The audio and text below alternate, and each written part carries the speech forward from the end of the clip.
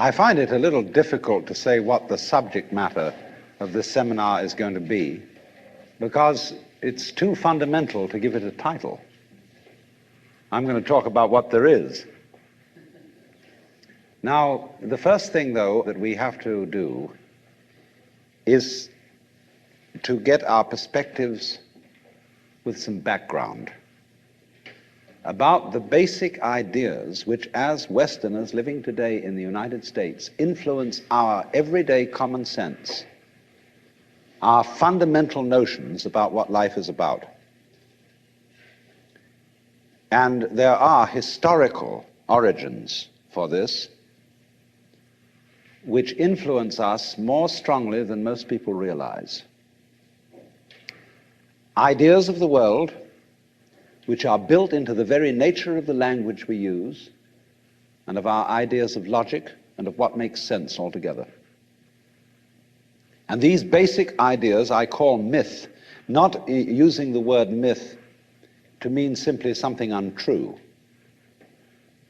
but to use the word myth in a more powerful sense. A myth is an image in terms of which we try to make sense of the world. And we at present are living under the influence of two very powerful images, which are, in the present state of scientific knowledge, inadequate. And one of our major problems today is to find an adequate, satisfying image of the world. Well, that's what I'm going to talk about. And I'm going to go further than that, not only what image of the world to have, but how we can get our sensations and our feelings in accordance with the most sensible image of the world that we can manage to conceive. All right, now, the two images which we have been working under for 2,000 years and maybe more are what I would call two models of the universe, and the first is called the ceramic model, and the second, the fully automatic model. The ceramic model of the universe is based on the book of Genesis, from which Judaism, Islam, and Christianity derive their basic picture of the world. And the image of the world in the book of Genesis is that the world is an artifact. It is made. As a potter takes clay and forms pots out of it, or as a carpenter takes wood and makes tables and chairs out of it. Don't forget, Jesus is the son of a carpenter, and also the Son of God. So the image of God and of the world is based on the idea of God as a technician, potter, carpenter, architect, who has in mind a plan and who fashions the universe in accordance with that plan. So basic to this image of the world is the notion, you see, that the world consists of stuff, basically. Primordial matter, substance, stuff, as pots are made of clay. And the potter imposes his will on it and makes it become whatever he wants. And so in the book of Genesis, the Lord God creates Adam out of the dust of the earth. In other words, he makes a clay figurine, and then he breathes into it, and it becomes alive, because the clay becomes informed. By itself, it is formless. It has no intelligence, and therefore it requires an external intelligence and an external energy to bring it to life and to put some sense into it. And so in this way, we inherit a conception of ourselves as being artifacts, as being made, and it is perfectly natural in our culture for a child to ask its mother, how was I made? Or who made me?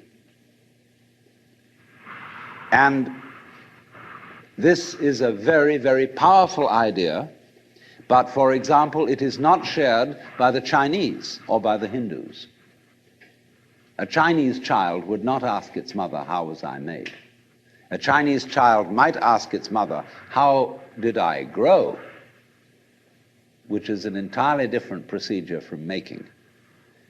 You see, when you make something, you put it together, you arrange parts, or you work from the outside to the in, as a sculptor works on a stone or as the potter works on clay. But when you watch something growing, it works in exactly the opposite direction. It works from the inside to the outside. It expands, it burgeons, it blossoms, and it happens all over itself at once. In other words, the original simple form, say, of a living cell in the womb, progressively complicates itself. And that's the growing process, and it's quite different from the making process. And so there is, for that reason, a fundamental difference between the made and the maker. And this image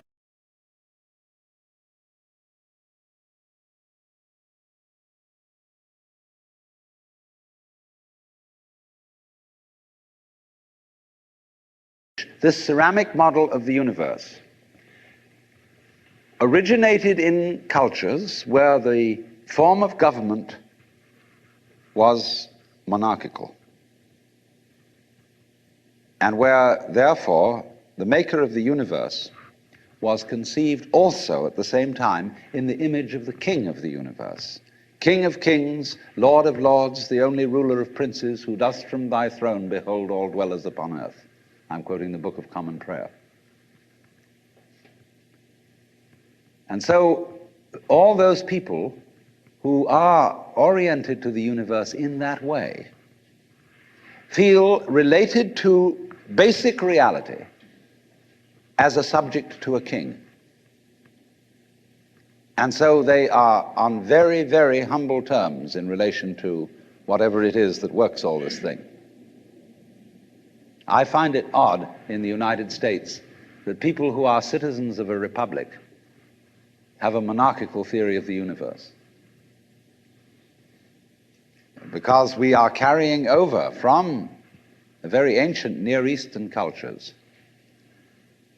the notion that the Lord of the universe must be respected in a certain way. People kneel, people bow, people prostrate themselves. Because, and you know what the reason for all that is, that nobody is more frightened of everybody else than a tyrant. He sits with his back to the wall, and his guards on either side of him. And he has you face downwards on the ground because you can't use weapons that way. When you come into his presence, you don't stand up and face him because you might attack. And he has reason to fear that you might, because he's ruling you all. And the man who rules you all is the biggest crook in the bunch, because he's the one who's succeeded in crime. The other people are pushed aside because the criminals, the people we lock up in jail, are simply the people who didn't make it. So naturally, the real boss sits with his back to the wall and his henchmen on either side of him. And so when you design a church, what does it look like? Catholic church with the altar as it used to be. It's changing now because the Catholic religion is changing. But the Catholic church has the altar with its back to the wall at the east end of the church. And there, the altar is the throne, and the priest is the chief vizier of the court, and he is making obeisance to the throne in front, but there is the throne of God, the altar. And all the people are facing it and kneeling down. And a great Catholic cathedral is called a basilica, from the Greek basileus, which means king. So a basilica is the house of a king. And the ritual of the Catholic Church is based on the court rituals of Byzantium. A Protestant church is a little different, but basically the same. The furniture of a Protestant church is based on a judicial courthouse.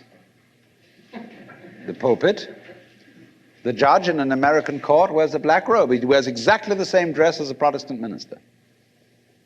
And everybody sits in these boxes. Like there's a jury box, there's a box for the judge, there's a box for this, a box for that, and those are the pews in an ordinary kind of colonial-type Protestant church. So both these kinds of churches, which have an autocratic view of the nature of the universe, decorate themselves, are architecturally constructed in accordance with political images of the universe. One is the king and the other is the judge, Your Honor. There's sense in this. When in court you have to refer to the judge as Your Honor, it stops the people engaged in litigation from losing their tempers and getting rude. There's a certain sense to that. But when you want to apply that image to the universe itself, to the very nature of life, it has limitations. For one thing, the idea of a difference between matter and spirit. This idea doesn't work anymore.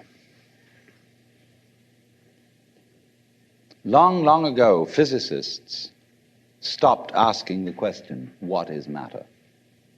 They began that way. They wanted to know, what is the fundamental substance of the world? And the more they asked that question, the more they realized they couldn't answer it. Because if you're going to say what matter is, you've got to describe it in terms of behavior. And that is to say, in terms of form, in terms of pattern. You tell what it does. You describe the smallest shapes of it that you can see. Atoms, electrons, protons, mesons, all sorts of subnuclear particles. But you never arrive at the basic stuff, because there isn't any. What happens is this: stuff is a word for the world as it looks when our eyes are out of focus, fuzzy. Stuff, the idea of stuff is that it's undifferentiated, it's some kind of a goo. And when your eyes are not in sharp focus, everything looks fuzzy. When you get your eyes into focus, you see a form, you see a pattern. And so all that we can talk about is patterns. So the picture of the world in the most sophisticated physics of today is not formed stuff, potted clay, but pattern. A self-moving, self-designing pattern, a dance. And we haven't yet, our common sense as individuals hasn't yet caught up with this.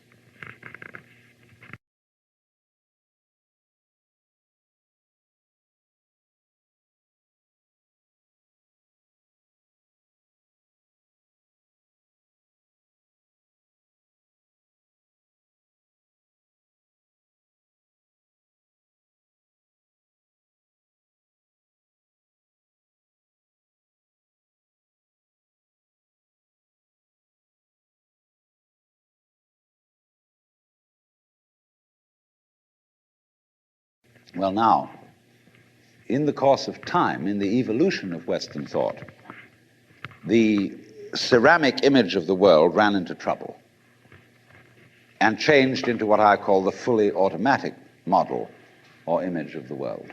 In other words, Western science was based on the idea that there are laws of nature. And it got that idea from Judaism and Christianity and Islam. That, in other words, the potter, the maker of the world, in the beginning of things, laid down the laws. And the law of God, which is also the law of nature, is called the Logos. And in Christianity, the Logos is the second person of the Trinity, incarnate as Jesus Christ, who thereby is the perfect exemplar of the divine law.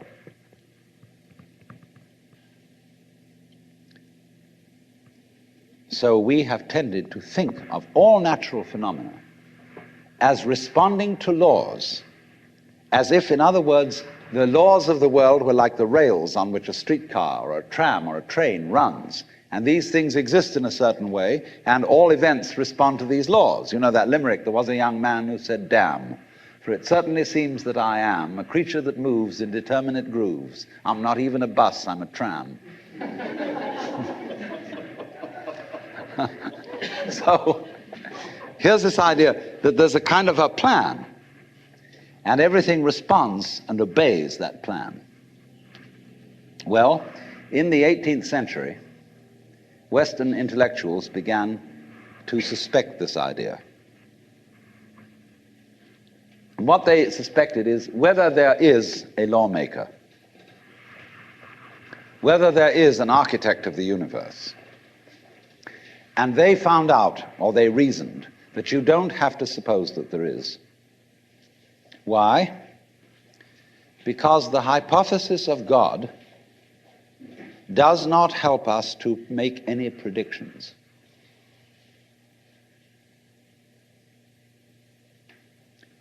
In other words, let's put it this way. If the business of science is to make predictions about what's going to happen, science is essentially prophecy.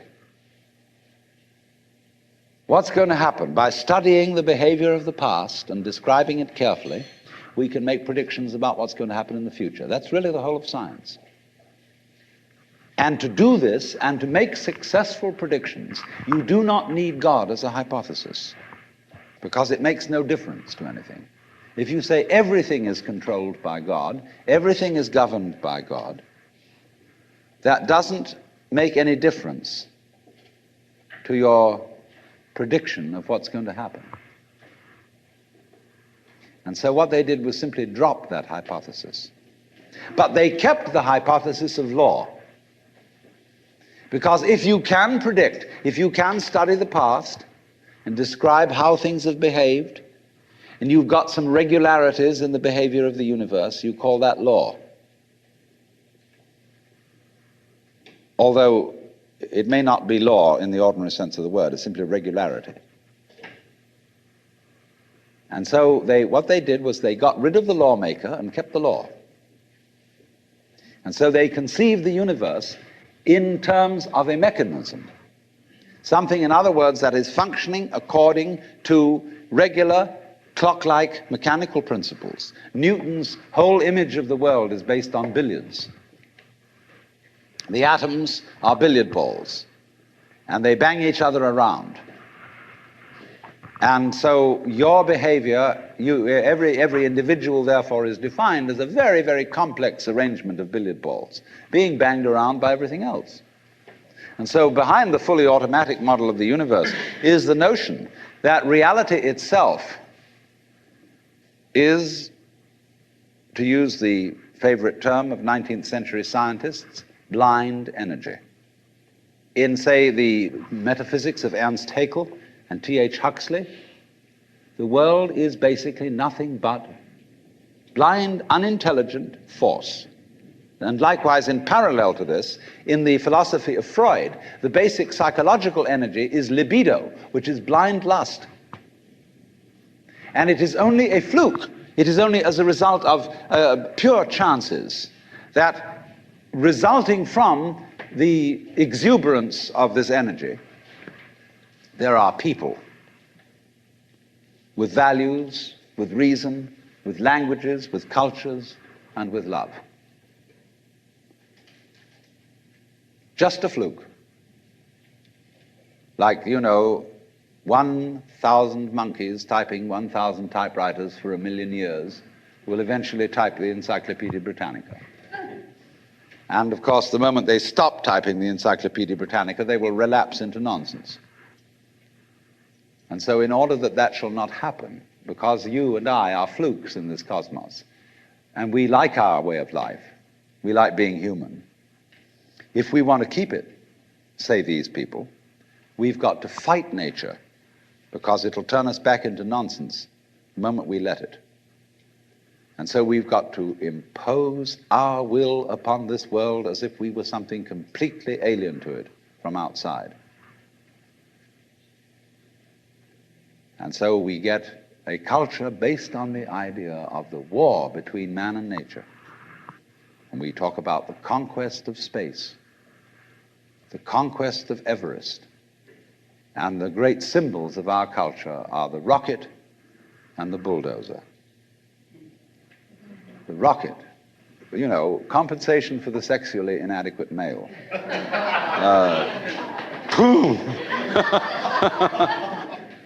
So we're going to conquer space.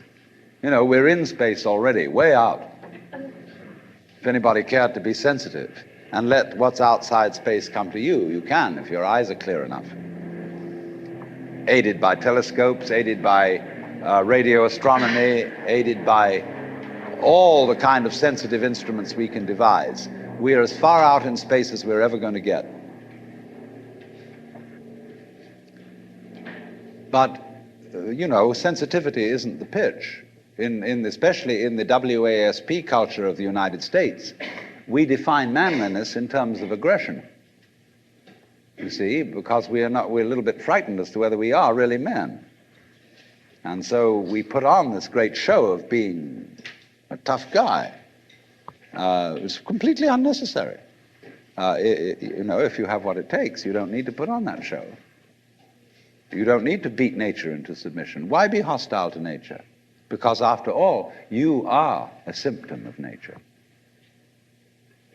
You, as a human being, you grow out of this physical universe in just exactly the same way that an apple grows off an apple tree. So let's say the tree which grows apples is a tree which apples, using apple as a verb. And a world in which human beings arrive is a world that peoples. And so the existence of people is symptomatic of the kind of universe we live in. Just as spots on somebody's skin are symptomatic of chickenpox. But we have been brought up by reason of our two great myths, the ceramic and the fully automatic, not to feel that we belong in the world. So our popular speech reflects it. We say, I came into this world. You didn't. You came out of it. We say, face facts. We talk about encounters with reality, as if it was a head-on meeting of completely alien agencies. And the average person has the sensation that he is a somewhat that exists inside a bag of skin, a center of consciousness, which looks out at this thing and what the hell's it going to do to me? You see? I recognize you. You kind of look like me, and I've seen myself in a mirror, and you look like you might be people. So maybe you're intelligent. Maybe you can love too. And perhaps you're all right. Some of you are anyway. If you've got the right color of skin, or you have the right religion, or whatever it is, you're okay. But there are all those people over in Asia, Africa, and they may not really be people. When you want to destroy someone, you always define them as unpeople, not really human. Monkeys may be, idiots may be, machines may be, but not people. But we have this hostility to the external world because of the superstition, the myth, the absolutely unfounded theory that you yourself exist only inside your skin. Now, I want to propose another idea altogether.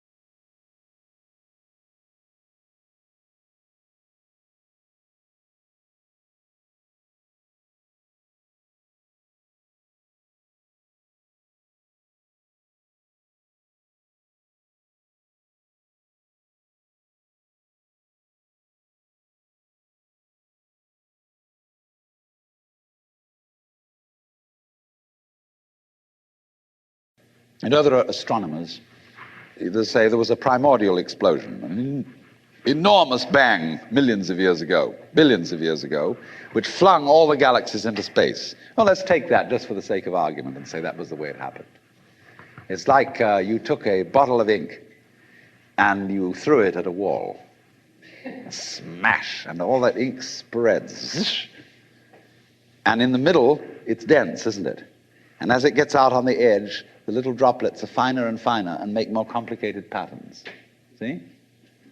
So in the same way, there was a big bang in the beginning of things, and it spread. And you and I, sitting here in this room, as complicated human beings, are way, way out on the fringe of that bang. We're the complicated little patterns on the end of it. Very interesting. But so we define ourselves as being only that. If you think that you are only inside your skin, you define yourself as one very complicated little curlicue, way out on the edge of that explosion, way out in space and way out in time. Billions of years ago, you were a big bang. But now you're a complicated human being. And then we cut ourselves off like this and don't feel that we're still the Big Bang. But you are. Depends how you define yourself. You are actually, if this is the way things started, if there was a Big Bang in the beginning, you're not something that is a result of the Big Bang on the end of the process. You are still the process. You are the Big Bang, the original force of the universe, coming on as whoever you are. See, when I meet you, I see not just what you define yourself as, Mr. So-and-so, Miss So-and-so, Mrs. So-and-so. I see every one of you as the primordial energy of the universe coming on at me in this particular way. I know I'm that too. But we've learned to define ourselves as separate from it. And so what I would call a kind of a basic problem we've got to go through first is to understand that there are no such things as things. That is to say, separate things or separate events. That is only a way of talking.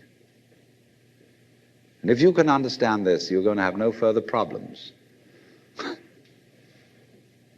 I once asked a group of high school children, what do you mean by a thing? And first of all, they gave me all sorts of synonyms. They said it's an object, which is simply another word for a thing. It doesn't tell you anything about what you mean by a thing. And finally, a very smart girl from Italy who was in the group said a thing is a noun. And she was quite right. A noun isn't a part of nature, it's a part of speech. There are no nouns in the physical world. There are no separate things in the physical world either. See, the physical world is wiggly. The clouds, mountains, trees, people are all wiggly. And only when human beings get working at things, they build buildings in straight lines and try and make out that the world isn't really wiggly. But here are we sitting in this room all built on straight lines, but each one of us is as wiggly as all get out. Now then, when you want to get control of something that wiggles, it's pretty difficult, isn't it? You try and pick up a fish in your hands, and the fish is wiggly and it slips out. What do you do to get hold of a fish? You use a net. And so the net is the basic thing we have for getting hold of the wiggly world. And so if you want to get hold of this wiggle, you've got to put a net over it. And I can number the holes in a net. So many holes up, so many holes across. And if I can number these holes, I can count exactly where each wiggle is in terms of a hole in that net. And that's the beginning of calculus, the art of measuring the world. But in order to do that, I've got to break up the wiggle into bits.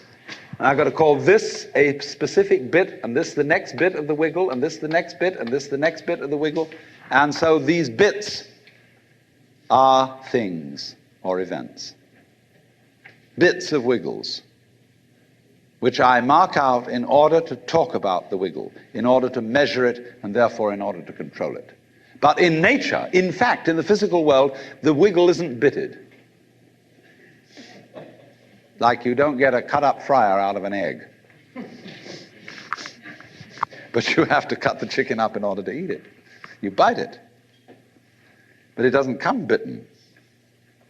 So the world doesn't come thinged. It doesn't come evented. You and I are all as much continuous with the physical universe as a wave is continuous with the ocean. The ocean waves, and the universe peoples. And as the wave, I wave at you and say, you! The world is waving at me with you and saying, hi, I'm here. But our consciousness, the way we feel and sense our existence, being based on a myth that we are made, that we are parts, that we are things, our consciousness has been influenced so that each one of us does not feel that. We feel we have been hypnotized, literally hypnotized, by social convention into feeling and sensing that we exist only inside our skins, that we are not the original bang, but just something out on the end of it. And therefore we are scared stiff. Because my wave is going to disappear. And I'm going to die. And that would be awful. We've got a mythology going now, which, as Father Maskell put it, we're nothing but something that happens between the maternity ward and the crematorium. And that's it. And therefore everybody feels unhappy and miserable. You know, this is what people really believe today. You may go to church, you may say you believe in this, that, and the other, but you don't. Even Jehovah's Witnesses, who are the most fundamentalists, they're polite when they come round and knock at the door. But if you really believed in Christianity, you'd be screaming in the streets. But nobody does. You'd be taking full-page ads in the paper every day. You'd have the most terrifying television programs. The churches would be going out of their minds if they really believe what they teach. But they don't. They think they ought to believe what they teach. They believe they should believe, but they don't believe it, because what we really believe is the fully automatic model. And that is our basic, plausible common sense.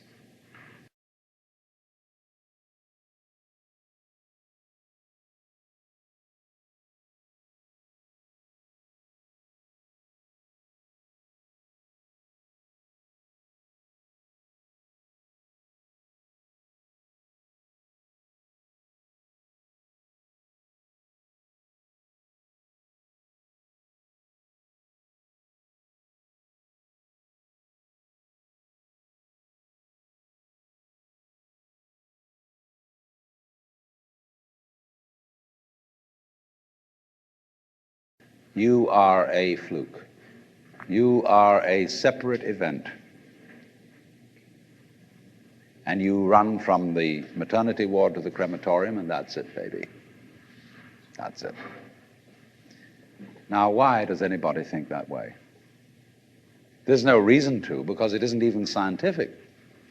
It's just a myth. And it's invented by people who wanted to feel a certain way. They want to play a certain game. See, the game of God got embarrassing.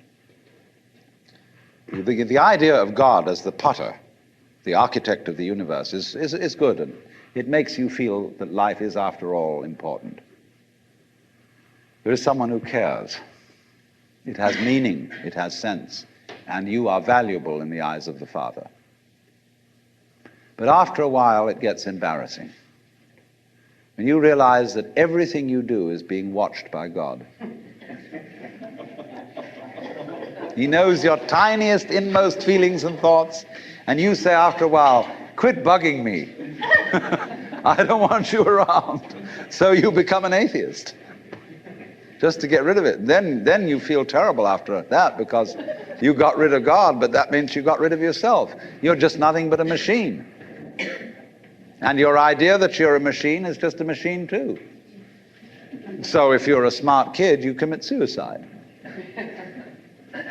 Camus said there is only really one serious philosophical question, which is whether or not to commit suicide. I think there are 4 or 5 serious philosophical questions. The first one is, who started it? The second is, are we going to make it?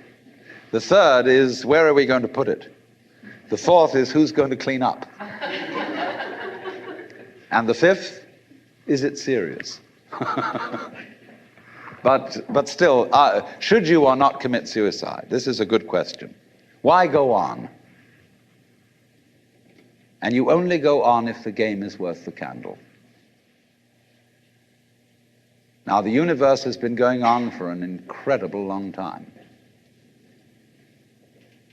And so really, a satisfactory theory of the universe has to be one that's worth betting on.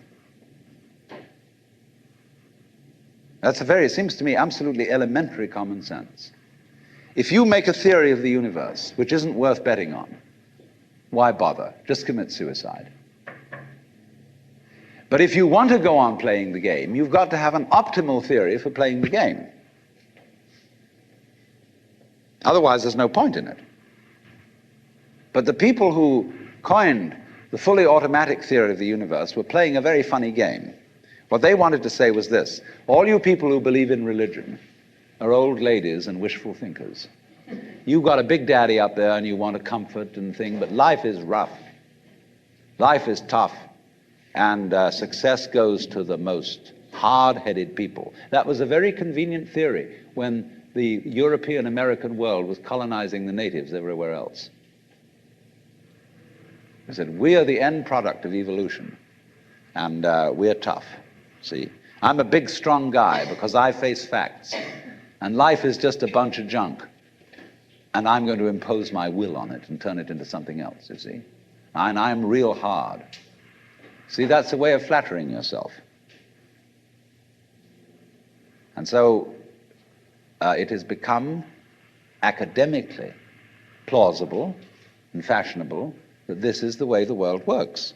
In academic circles, no other theory of the world than the fully automatic model is respectable. Because if you're an academic person, you've got to be an intellectually tough person. You've got to be prickly. See, there are basically 2 kinds of philosophy. One's called prickles, the other's called goo. And prickly people are precise, rigorous, logical. They like everything chopped up and clear. Goo people like it vague. For example, in physics, prickly people believe that the ultimate constituents of matter are particles. Goo people believe it's waves.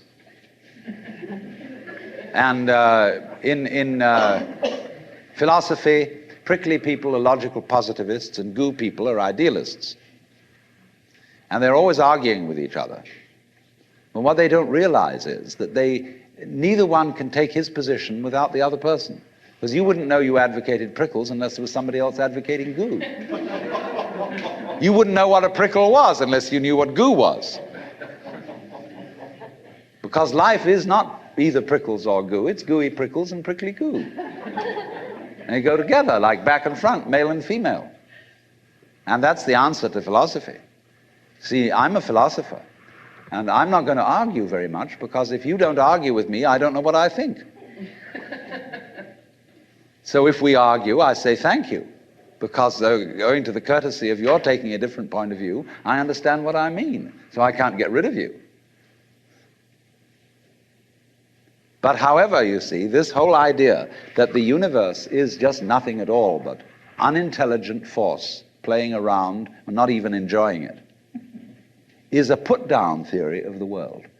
People who had an advantage to make, a game to play, by putting it down and making out that because they put the world down, they were a superior kind of people. So that just won't do. We've had it. Because if you seriously go along with this idea of the world, you're what is technically called alienated. You feel hostile to the world. You feel that the world is a trap. It is a a mechanism, it's electronic and neurological mechanisms into which you somehow got caught. And you, poor thing, have to put up with being in a body that's falling apart and that gets cancer, that gets the great Siberian itch, and it's just terrible. And these mechanics, doctors are trying to help you out, but they really can't succeed in the end. And you're just going to fall apart, and it's a grim business, and it's too bad. So if you think that that's the way things are, you may as well commit suicide right now. Unless you say, well, I daren't, because there really, after all, there might be eternal damnation in the back of the thing if I did that.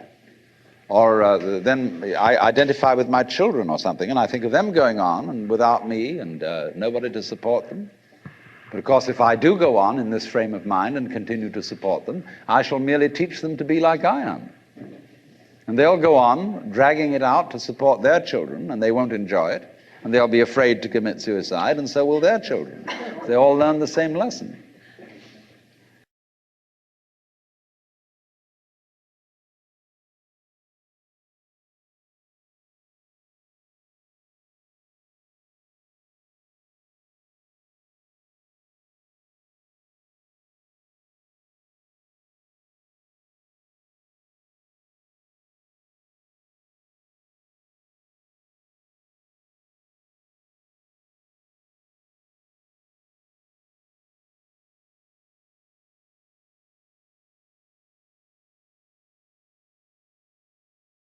So you see, all I'm trying to say is that the basic common sense about the nature of the world that is influencing most people in the United States today, the fully automatic model, is simply a myth.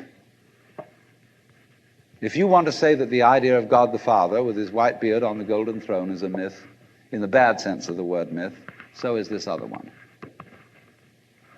It's just as phony and has just as little to support it as being the true state of affairs. Why? And let's get this clear. If there is any such thing at all as intelligence and love and beauty, well, you found it in other people. In other words, it exists in us as human beings. And as I said, if it is there in us, it is symptomatic of the scheme of things. We are as symptomatic of the scheme of things as the apples are symptomatic of the apple tree or the rose of the rose bush.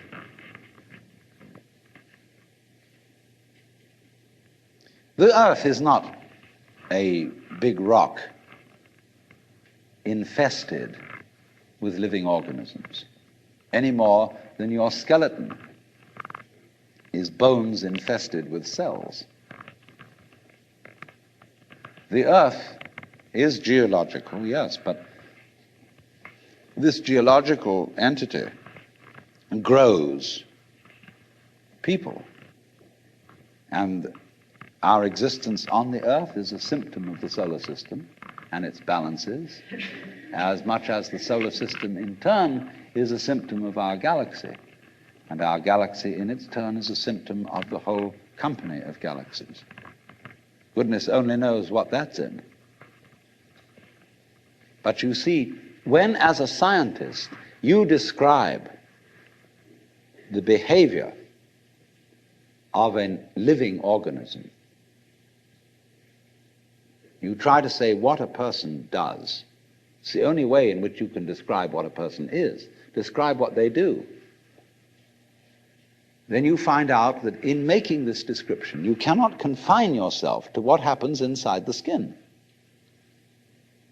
In other words, you can't talk about a person walking unless you start describing the floor. Because when I walk, I don't just dangle my legs in empty space. I move in relationship to a room. And so in order to describe what I'm doing when I'm walking, I have to describe the room. I have to describe the territory. So in describing my talking at the moment, I can't describe this just as a thing in itself, because I'm talking to you.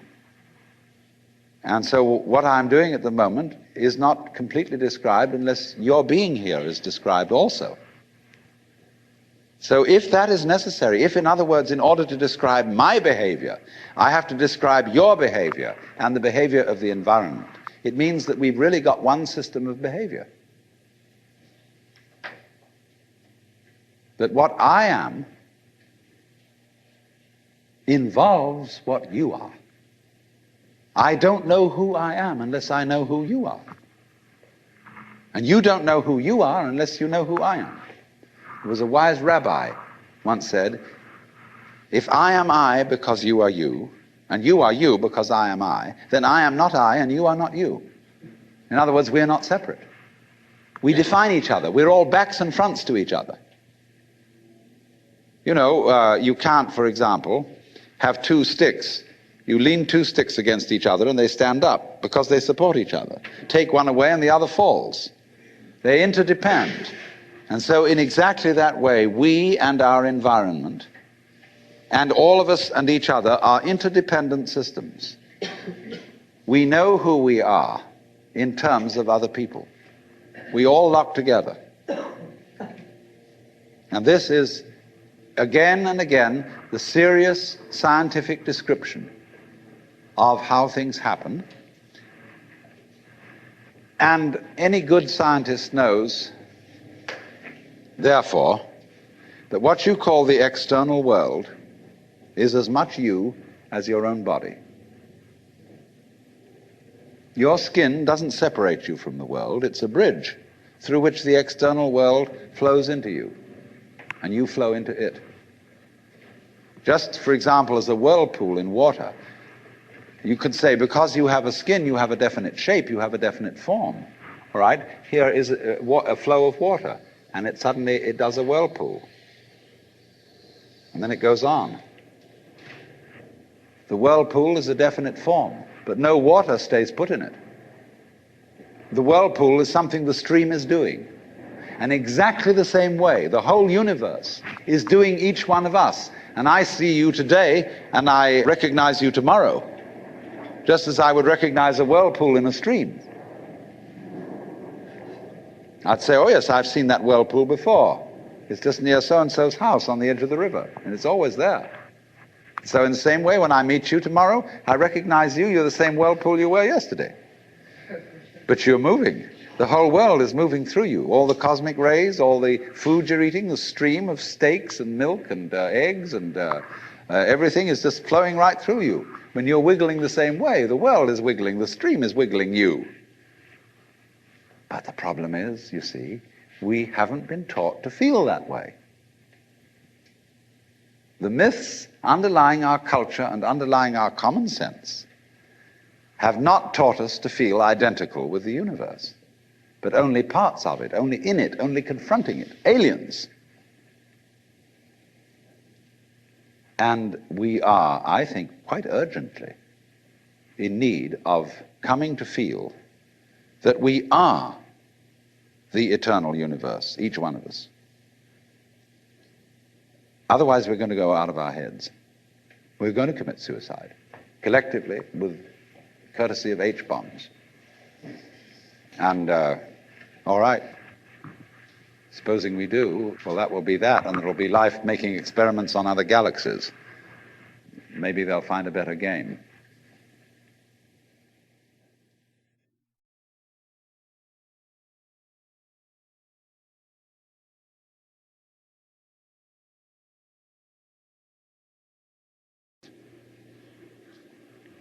Well, now, I was discussing two of the great myths or models of the universe which lie in the intellectual and psychological background of all of us.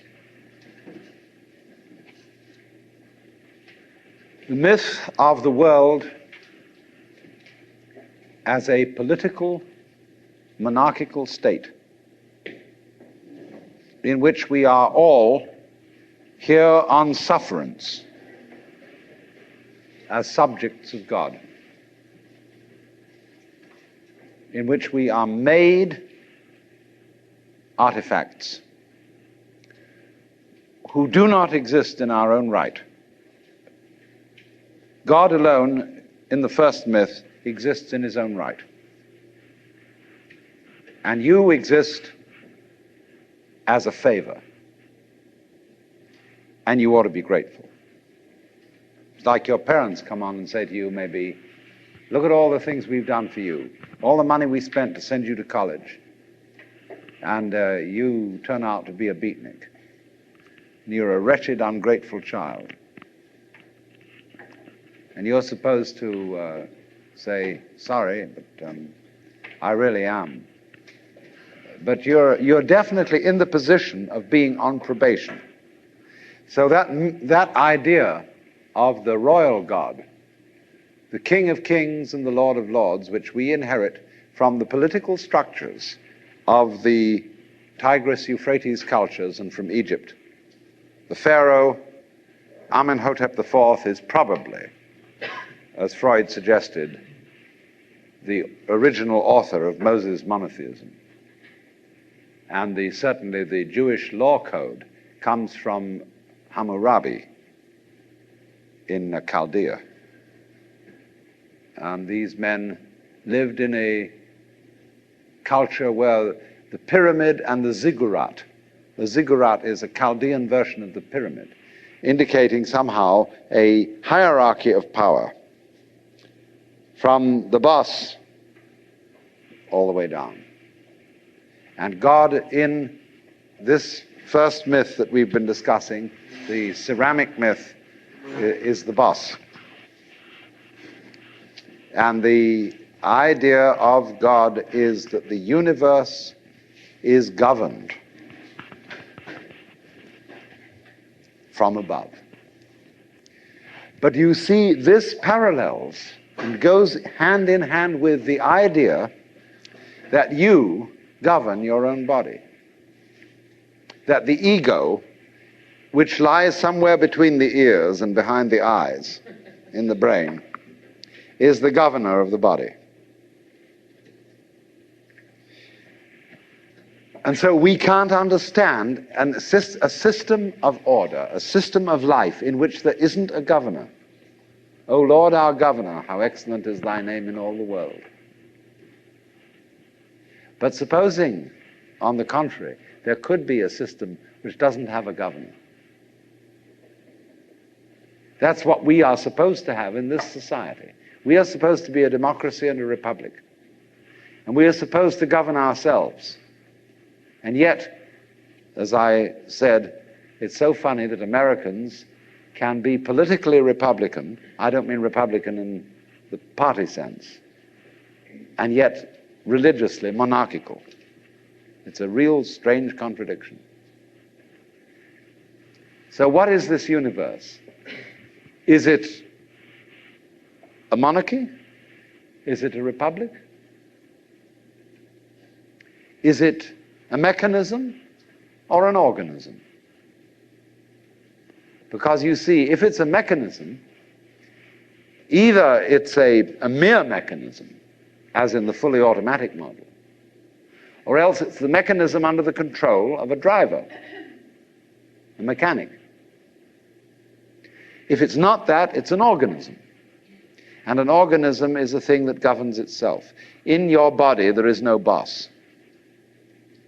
You can argue, for example, that the brain is a gadget evolved by the stomach in order to serve the stomach for the purposes of getting food.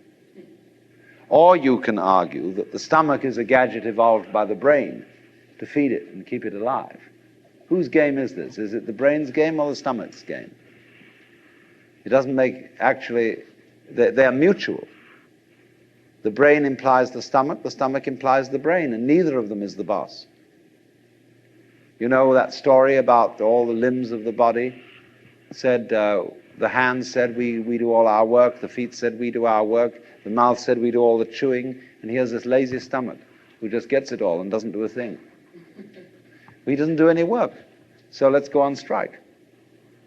And the hands refused to carry, the feet refused to walk, the mouth refused to chew, and said, now, we're on strike against the stomach. But after a while, all of them found themselves getting weaker and weaker and weaker and weaker because they didn't recognize that the stomach fed them. So there is the possibility then that we are not in the kind of system that these two myths delineate, that we are not living in a world where we ourselves, in the deepest sense of self, are outside reality and somehow in a position that we have to bow down to it and say, as a great favor, please preserve us in existence. Nor are we in a system which is merely mechanical and in which we are nothing but flukes trapped in the electrical wiring of a nervous system which is fundamentally rather inefficiently arranged. What's the alternative?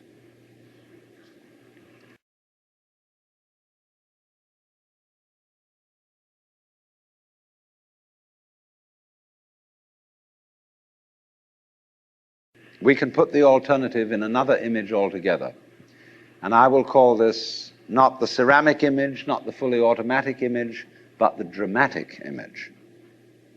Consider the world as a drama. What's the basis of all drama? The basis of all stories, of all plots, of all happenings. It's the game of hide and seek. You get a baby. What's the fundamental first game you play with a baby? You put a book in front of your face and you peek at the baby like this. The baby starts giggling because the baby is close to the origins of life. It comes from the womb really knowing what it's all about, but it can't put it into words. See, what every child psychologist really wants to know is to get a baby to talk psychological jargon and explain how it feels. But the baby knows. You do this and this, this, this, and the baby starts laughing because the baby is a recent incarnation of God. And the baby knows, therefore, that hide and seek is the basic game. See, before, when we were children, we were taught 1, 2, 3, and ABC. But we weren't sat down on our mother's knees and taught the game of black and white. That's the thing that was left out of all our educations. That life is not a conflict between opposites, but a polarity.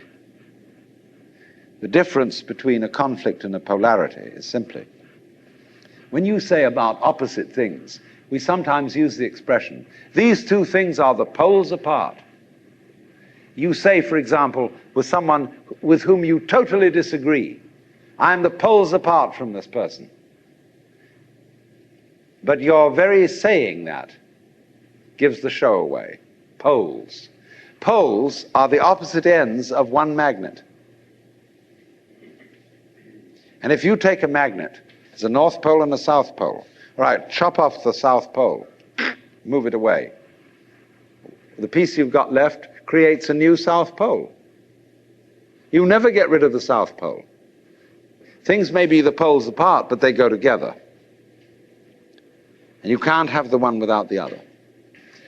That's the basic idea of polarity. But what we're trying to imagine is the encounter of forces that come from absolutely opposed realms that have nothing in common. When we say of two personality types that they're the poles apart, we are trying to think eccentrically instead of concentrically.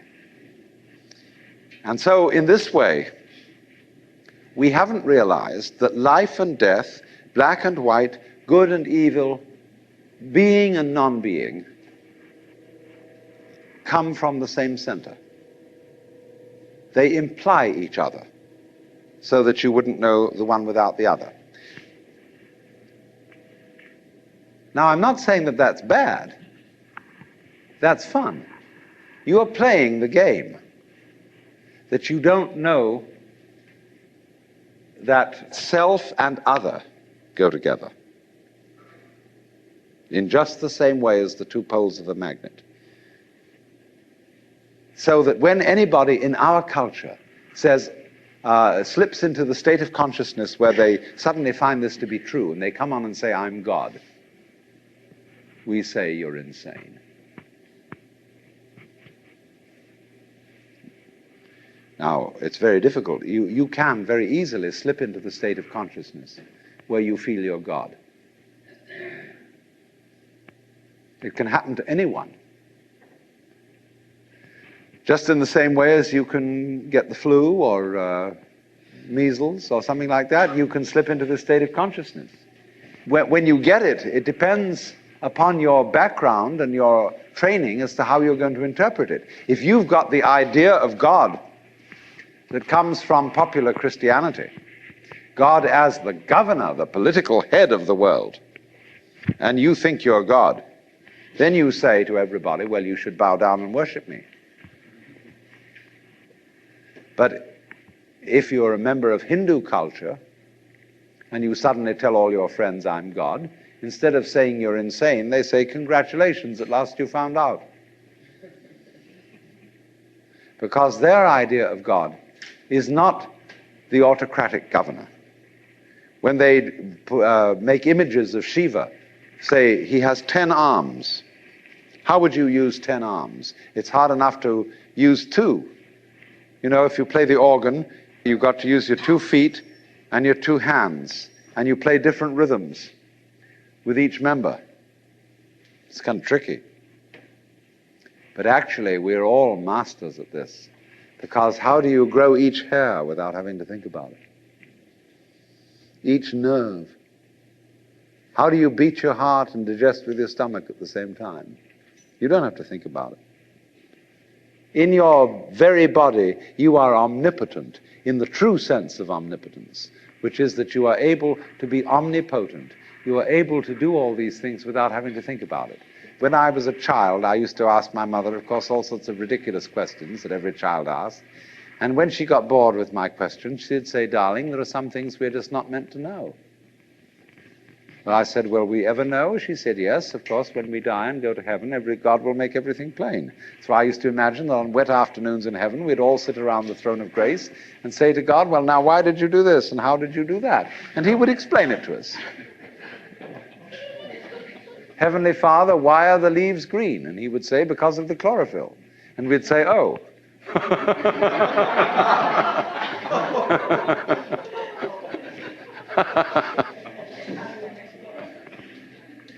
But in the Hindu universe, you would say to God, how did you make the mountains? And he would say, well, I just did it. Because what you're asking me for, when you ask me how did I make the mountains, you're asking me to describe in words how I made the mountains. And there are no words which can do this. Words cannot tell you how I made the mountains any more than I can drink the ocean with a fork. A fork may be useful for sticking into a piece of something and eating it, but it is no use for imbibing the ocean. It would take millions of years. So it would take millions of years. In other words, you would be bored with my description long before I got through it if I put it to you in words. Because I didn't create the mountains with words. I just did it. Like you open and close your hand. You know how to do this, but can you describe in words how you do it? But you do it. You are conscious, aren't you? Do you know how you manage to be conscious? Do you know how you beat your heart? Can you say in words, explain correctly how this is done? You do it, but you can't put it into words. Because words are too clumsy. And yet you manage this expertly for as long as you're able to do it.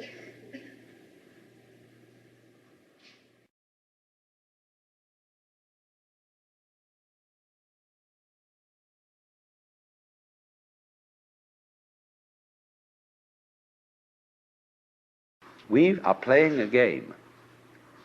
And the game runs like this. The only thing you really know is what you can put into words. Let's suppose I love some girl rapturously. And somebody says to me, would you really love her? Well, how am I going to prove this?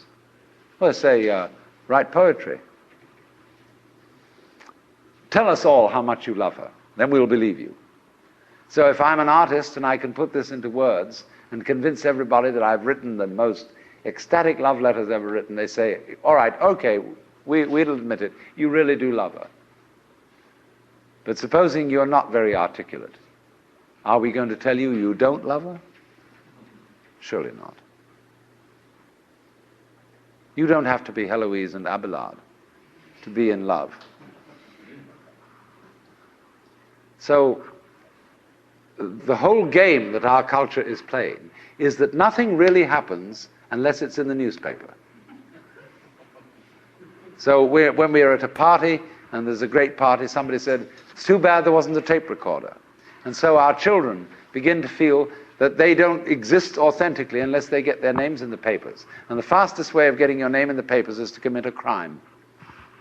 And then you'll be photographed, then you'll appear in court, then everybody will notice you. It really happened if it was recorded. In other words, if you shout and there doesn't come back an echo, it didn't happen. Well, that's a real hang-up. It's true, there's fun with echoes. We all like singing in the bathtub because there's more resonance there. And when we play a musical instrument like a violin or a cello, it has a sounding box because that gives resonance to the sound. And in the same way, the cortex of the human brain enables us, when we are happy, to know that we are happy. And that gives a certain resonance to it. If you're happy and you don't know you're happy, there's nobody home. But this is the whole problem for us. Several thousand years ago, human beings evolved the system of self-consciousness. And they knew. There was a young man who said, though, it seems that I know that I know. What I would like to see is the eye that knows me when I know that I know that I know. You see? And this is the human problem. We know that we know. And so there came a point in our evolution when we didn't guide life by just trusting our instincts, and had to think about it, and had to purposely arrange and discipline and push our lives around in accordance with foresight and words and systems of symbols, accountancy, calculation, and so on. And then we worry. Once you start thinking about things, you worry as to whether you've thought enough. Did you really take all the details into consideration? Was every fact properly reviewed? And by Jove, the more you think about it, the more you realize that you really couldn't take everything into consideration, because all the variables in any human decision are incalculable. So you get anxiety. And this, though, also, this is the price you pay for knowing that you know, for being able to think about thinking, to feel about feeling. And so you're in this funny position. Now then, do you see that this is simultaneously an advantage and a terrible disadvantage? What has happened here is that by having a certain kind of consciousness, a certain kind of reflexive consciousness, being aware of being aware, being able to represent what goes on fundamentally in terms of a system of symbols, such as words, such as numbers. You put, as it were, two lives together at once, one representing the other. The symbols representing the reality, the money representing the wealth. And if you don't realize that the symbol is really secondary. It doesn't have the same value. People go to the supermarket and they get a whole cartload of goodies and they drive it through, and then the clerk fixes up the counter and this long tape comes out. And you say, $30, please. And everybody feels depressed. Because they give away $30 worth of paper, but they've got a cartload of goodies. They don't think about that. They think they just lost $30. But you've got the real wealth in the cart. All you parted with was the paper. Because the paper in our system becomes more valuable than the wealth. It represents power, potentiality, whereas the wealth, you think, oh, well, that's just necessary. You've got to eat. Well, I mean, that's to be really mixed up.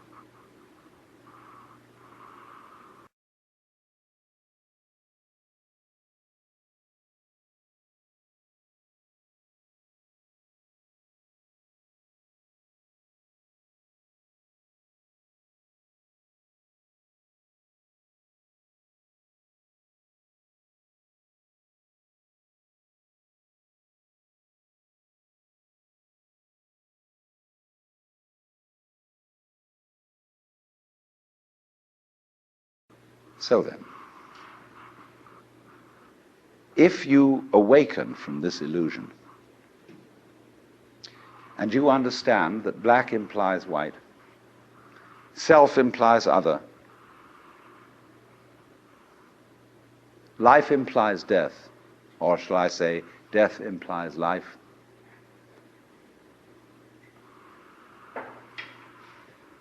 you can feel yourself not as a stranger in the world, not as something here on probation, not as something that has arrived here by fluke, but you can begin to feel your own existence as absolutely fundamental.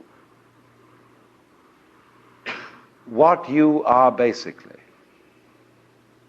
deep, deep down, far, far in, is simply the fabric and structure of existence itself.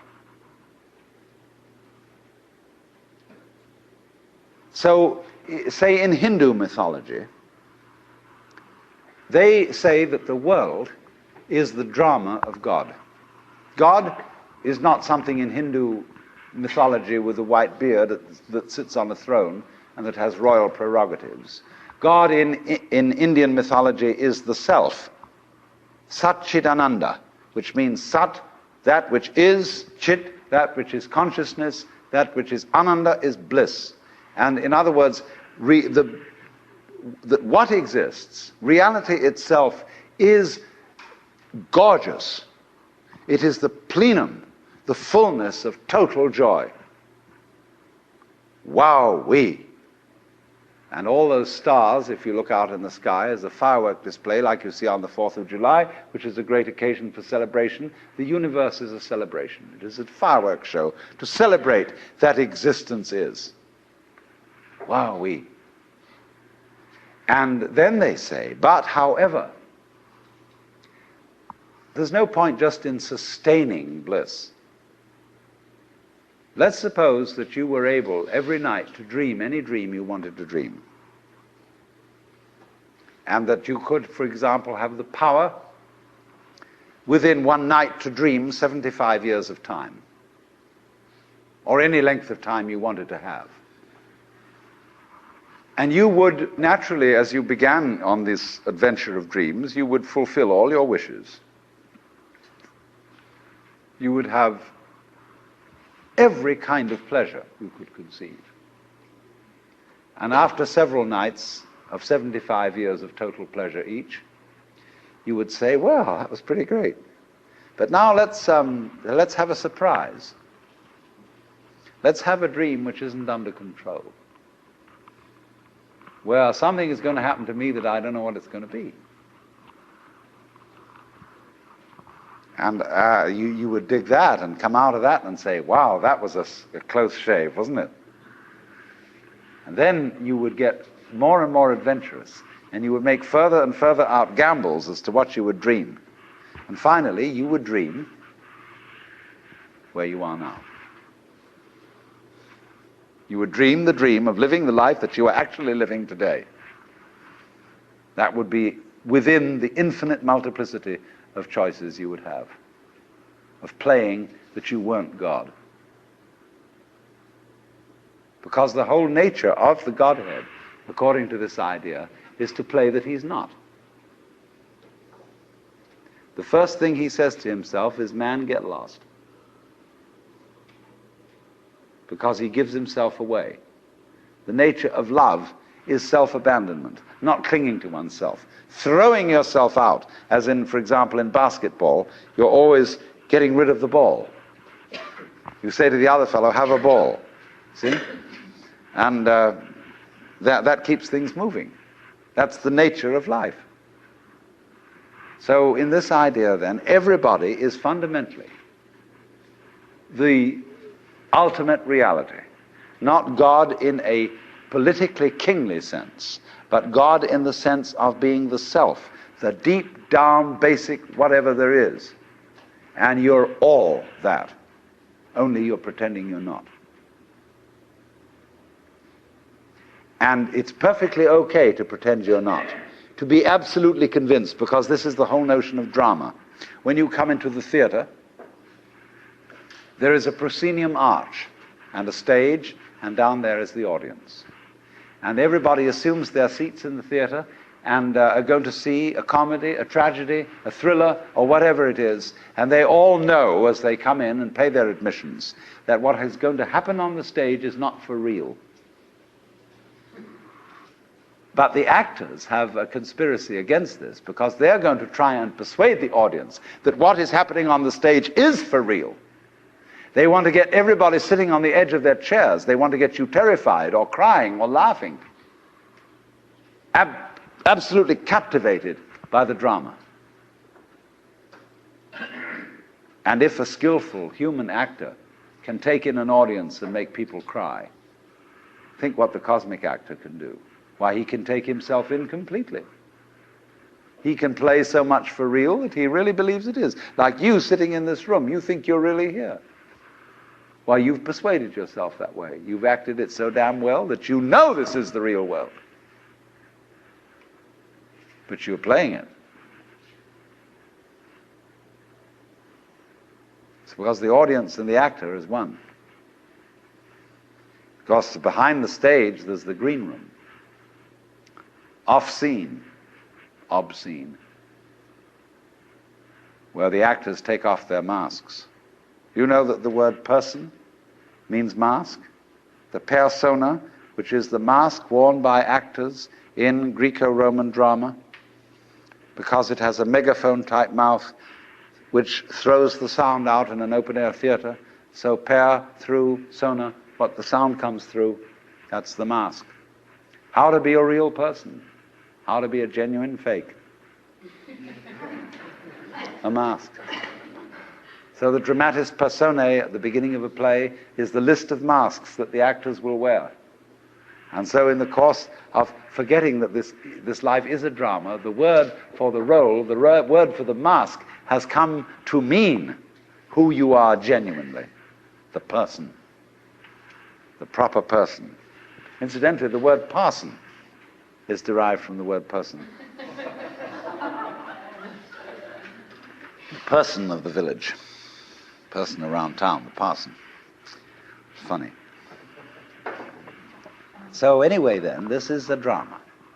I'm not trying to sell you on this idea in the sense of converting you to it. I want you to play with it. I want you to think of its possibilities. I'm not trying to prove it. I'm just putting it forward as a possibility of life to think about. So then, this means that you're not victims of a scheme of things, of a mechanical world, or of an autocratic God. The life you're living is what you have put yourself into. Only you don't admit it, because you want to play the game that it's happened to you. In other words, I got mixed up in this world. My parents, I had a father who got hot pants over a girl, and she was my mother. And because he was just a horny old man, and as a result of that, I got born. And I blame him for it and say, well, that's your fault. You've got to look after me. And he says, I don't see why I should look after you. You're just a result. But let's suppose we admit that I really wanted to get born, and that I was the ugly gleam in my father's eye when he approached my mother. That was me. I was desire. And I deliberately got involved in this thing. Look at it that way instead.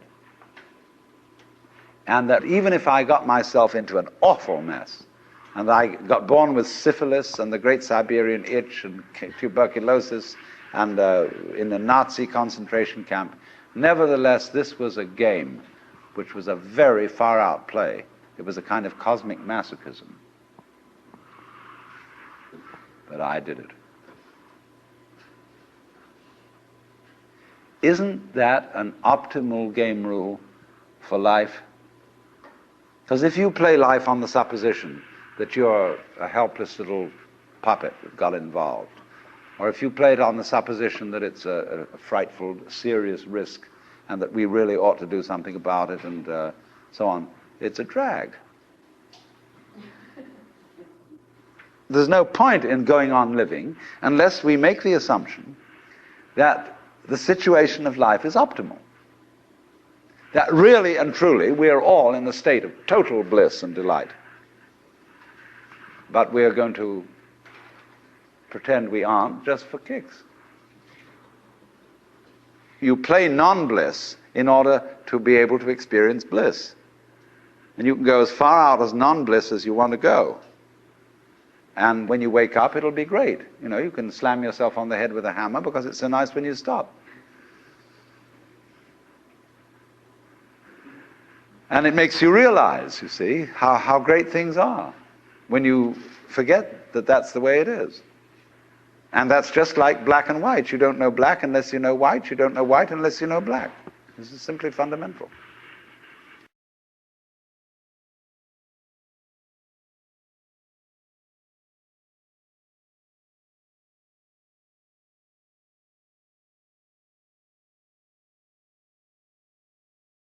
So then, here's the drama. My metaphysics, let me be perfectly frank with you, are that there is the central self. You can call it God, you can call it anything you like. And it's all of us.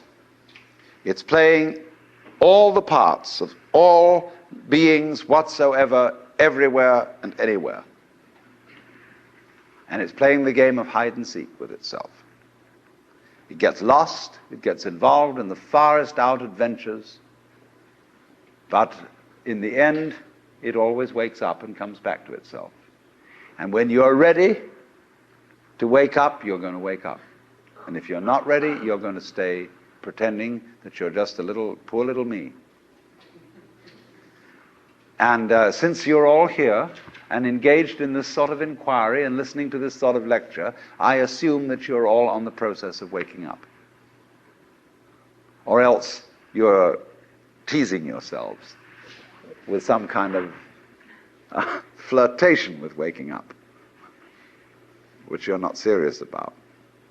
But I assume maybe you are, not serious but sincere, that you are ready to wake up. So then, when you're in the way of waking up and finding out who you really are, you meet a character called a guru. As the Hindus say this word, the teacher, the awakener. And what is the function of a guru?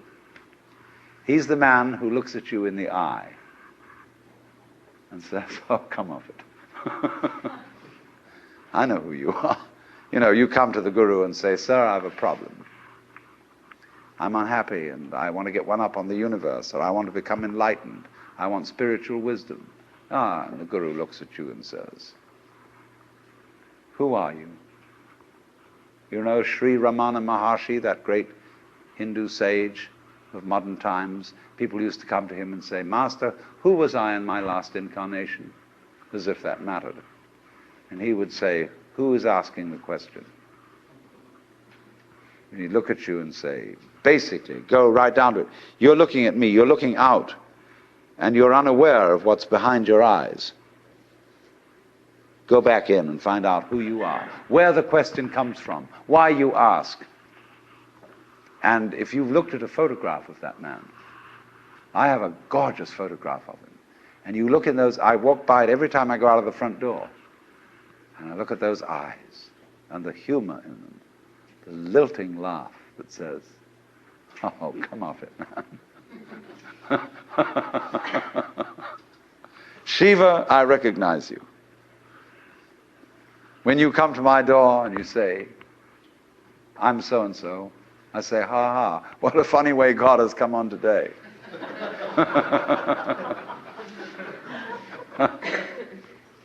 There are all sorts of tricks, of course, that gurus play.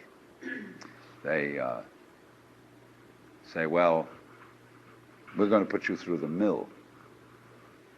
And the reason they do that is simply that you won't wake up until you feel you've paid a price for it. In other words, the sense of guilt that one has, or the sense of anxiety, is simply the way one experiences keeping the game of disguise going on. Do you see that? Supposing you say, "I feel guilty." Christianity makes you feel guilty for existing.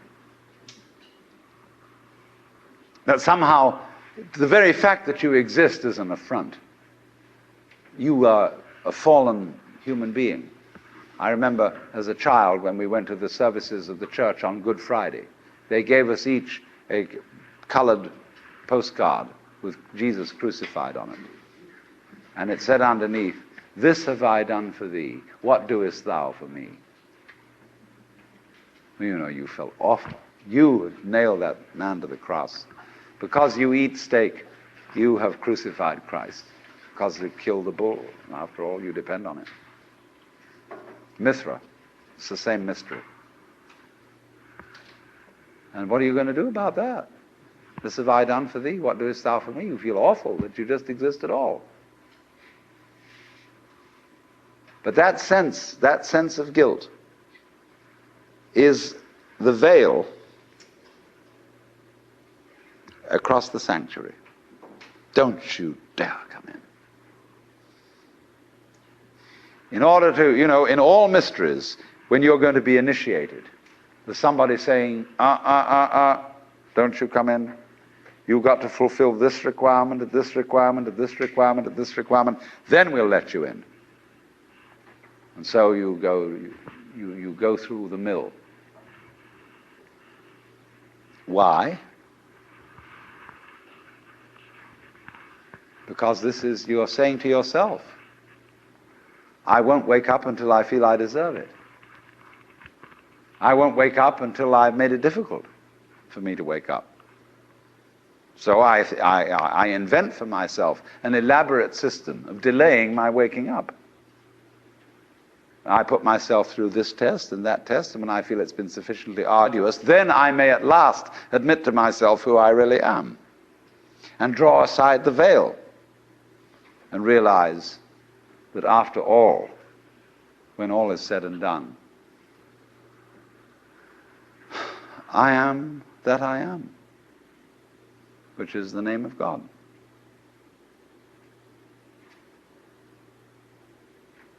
And when it comes to it, that's really rather funny.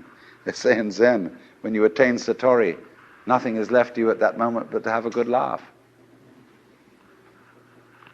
But naturally, all masters, Zen masters, yoga masters, every kind of master, puts up a barrier and says to you,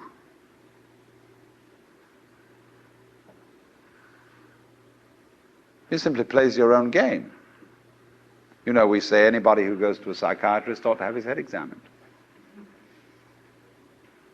Because when you go to a psychiatrist, you define yourself as somebody who ought to have his head examined. Same way, the Zen masters say anybody who studies Zen or comes to a Zen master ought to be given 30 blows with a stick, because he was stupid enough to pose the question that he had a problem. But you're the problem. You put yourself in this situation. So it's a question fundamentally. Do you define yourself as a victim of the world or as the world? You can define yourself.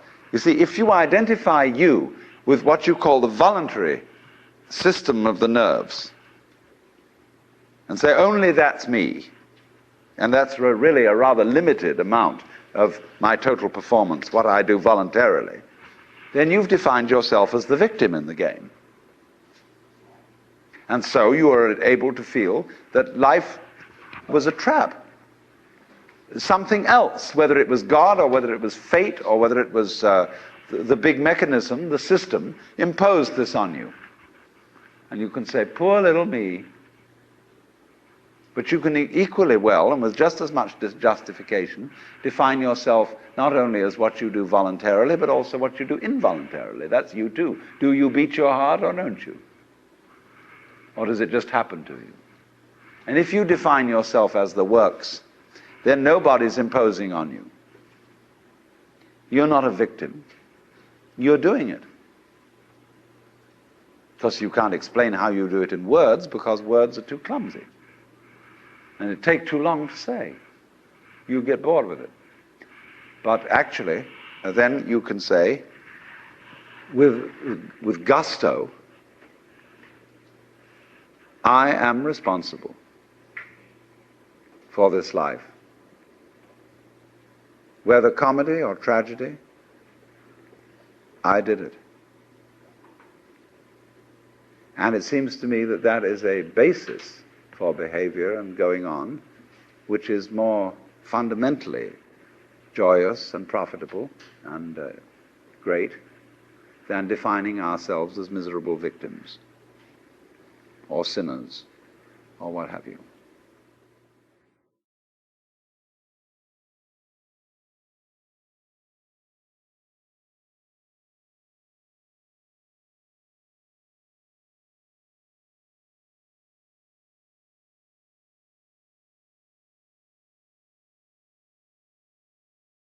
I was discussing an alternative myth to the ceramic and fully automatic models of the universe. I'll call the dramatic myth. The idea that life as we experience it's a big act, and that behind this big act is the player.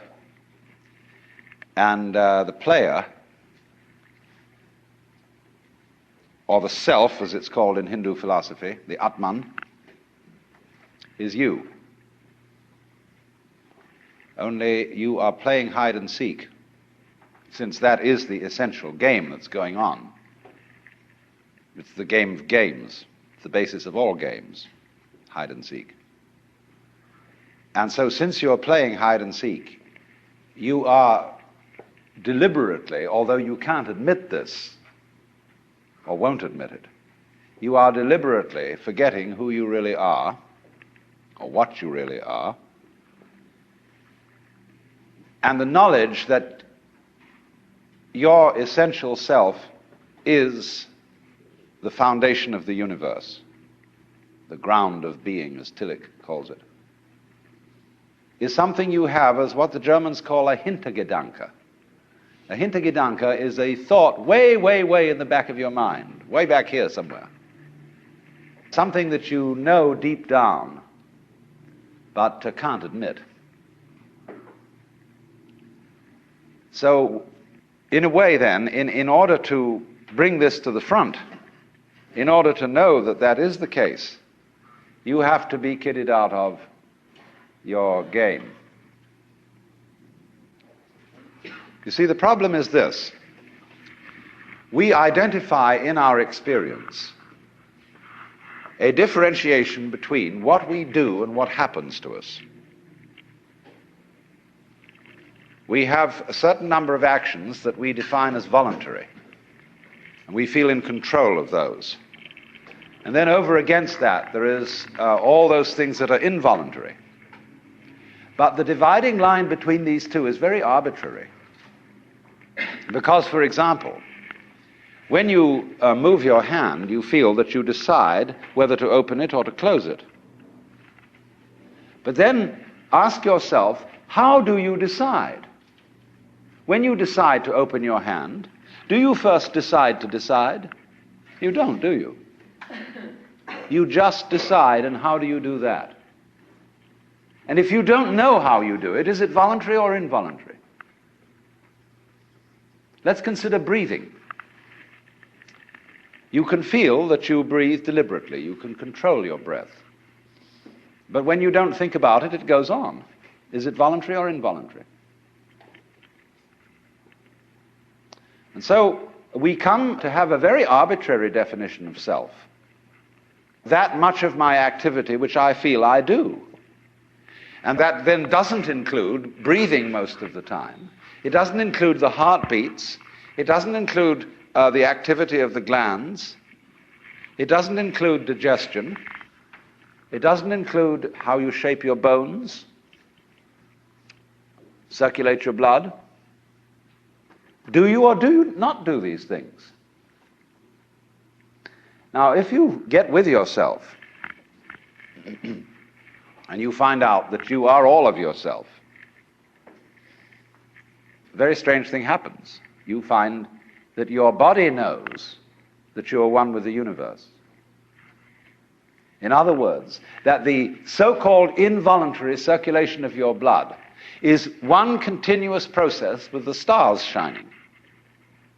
If you find out that it's you who circulates your blood, you will at the same moment find out that you are shining the sun.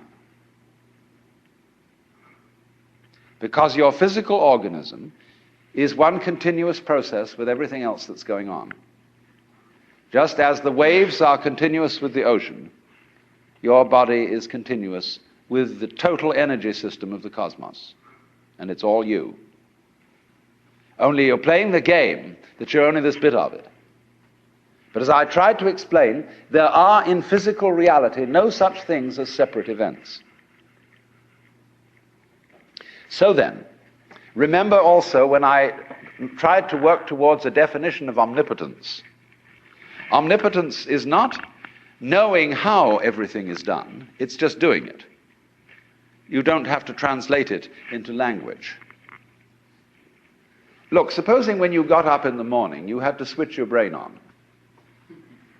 And you had to think and do as a deliberate process, waking up all the circuits that you need for active life during the day. Why, you'd never get done. Because you have to do all those things at once. How can a centipede control 100 legs at once? Because it doesn't think about it.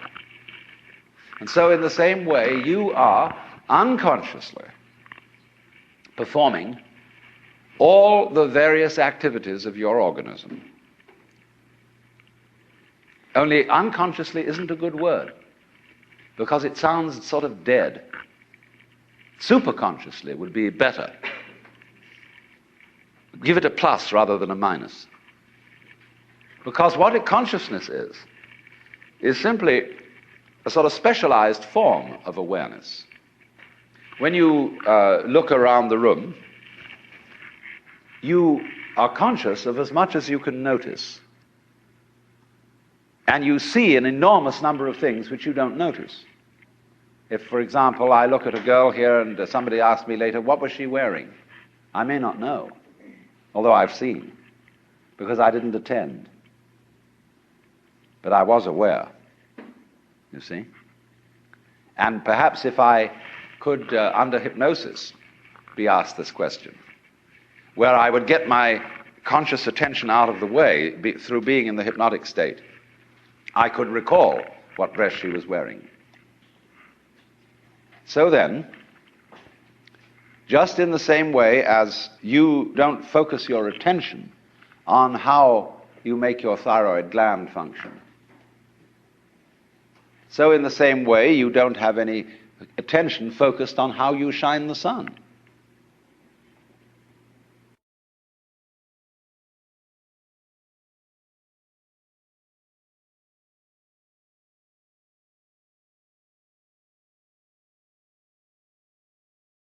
So then, let me connect this with the problem of birth and death, which puzzles people enormously, of course.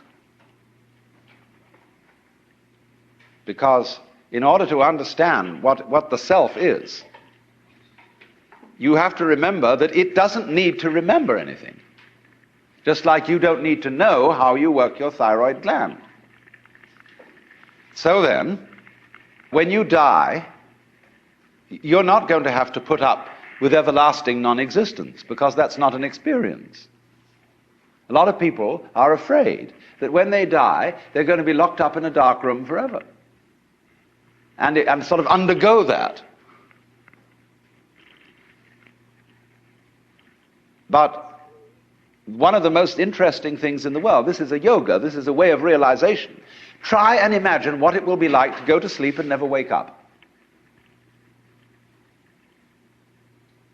Think about that. Children think about it. It's one of the great wonders of life. What will it be like to go to sleep and never wake up? And if you think long enough about that, something will happen to you. You will find out, among other things, that it'll pose the next question to you. What was it like to wake up after having never gone to sleep? That was when you were born. You see, you can't have an experience of nothing. Nature abhors a vacuum. So after you're dead, the only thing that can happen is the same experience, or the same sort of experience, as when you were born. In other words, we all know very well that after people die, other people are born. And they're all you. Only you can only experience it one at a time. Everybody is I. You all know you are you. And wheresoever beings exist throughout all galaxies, it doesn't make any difference. You are all of them. And when they come into being, that's you coming into being. You know that very well. Only you don't have to remember the past. In the same way, you don't have to think about how you work your thyroid gland or whatever else it is in your organism. You don't have to know how to shine the sun. You just do it. Like you breathe. Doesn't it really astonish you that you are this fantastically complex thing? And that you're doing all of this and you never had any education in how to do it? You never learned, but you're this miracle? Well, the point is that from a strictly physical, scientific standpoint, this organism is a continuous energy with everything else that's going on. And if I am my foot, I am the sun. Only we've got this little partial view. We've got the idea that, no, I'm just something in this body. The ego. That's a joke. The ego is nothing other than the focus of conscious attention. It's like a radar on a ship. The radar on a ship is a troubleshooter. Is there anything in the way? And conscious attention is a designed function of the brain to scan the environment, like a radar does, and note for any trouble-making changes. But if you identify yourself with your troubleshooter, then naturally you define yourself as being in a perpetual state of anxiety. And the moment we cease to identify with the ego and become aware that we are the whole organism, you realize that, as the first thing, how harmonious it all is. Because your organism is a miracle of harmony. All this thing functioning together. Even those corpuscles and creatures that are fighting each other in the bloodstream and eating each other up. If they weren't doing that, you wouldn't be healthy. So what is discord at one level of your being is harmony at a higher level. And you begin to realize that, and you begin to be aware, too, that the discords of your life and the discords of people's life, which are a fight at one level, at a higher level of the universe, are healthy and harmonious. And you suddenly realize that everything that you are and do is at that level as magnificent and as free of any blemish as the patterns in waves, the markings in marble, the way a cat moves, and that this world is really okay and can't be anything else, because otherwise it couldn't exist. But the reality underneath physical existence, or which really is physical existence, because in my philosophy there's no difference between the physical and the spiritual. These are absolutely out-of-date categories. It's all process. It isn't stuff on the one hand and form on the other. It is pattern. Life is pattern. It is a dance of energy. So I will never invoke spooky knowledge. That is to say that I've had a private revelation, or that I have sensory vibrations going on a plane which you don't have. Everything is standing right out in the open. And it's just a question of how you look at it. So you do discover, when you realize this, the most extraordinary thing to me that I never cease to be flabbergasted at whenever it happens to me.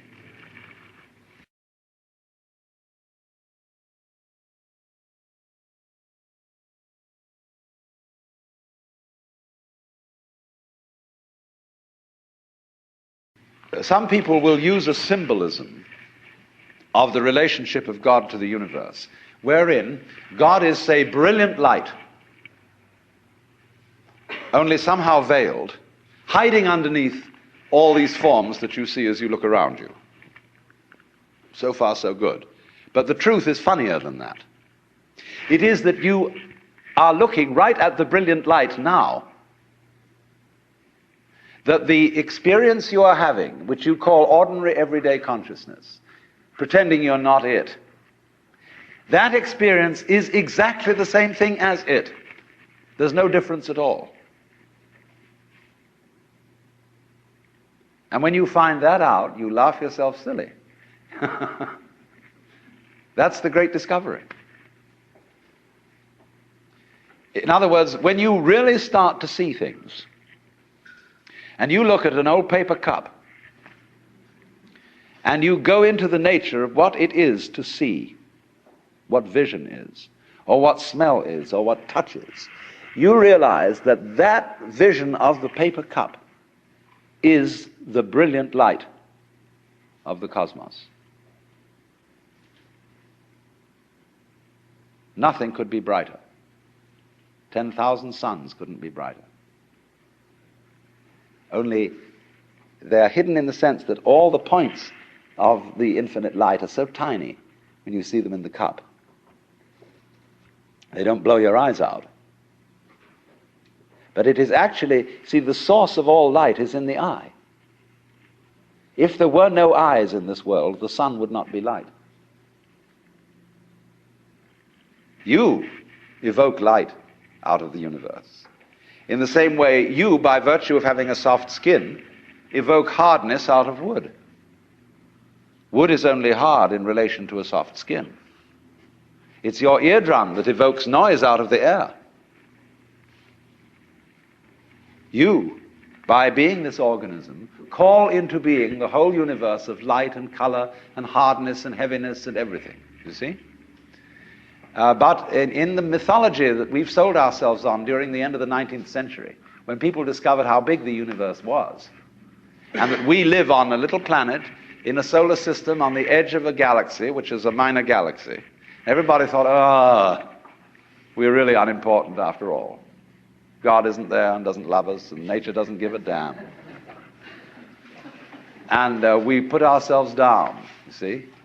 But actually, it's this little funny microbe, tiny thing, crawling on this little planet that's way out somewhere, who has the ingenuity, by nature of this magnificent organic structure, to evoke the whole universe out of what would otherwise be mere quanta.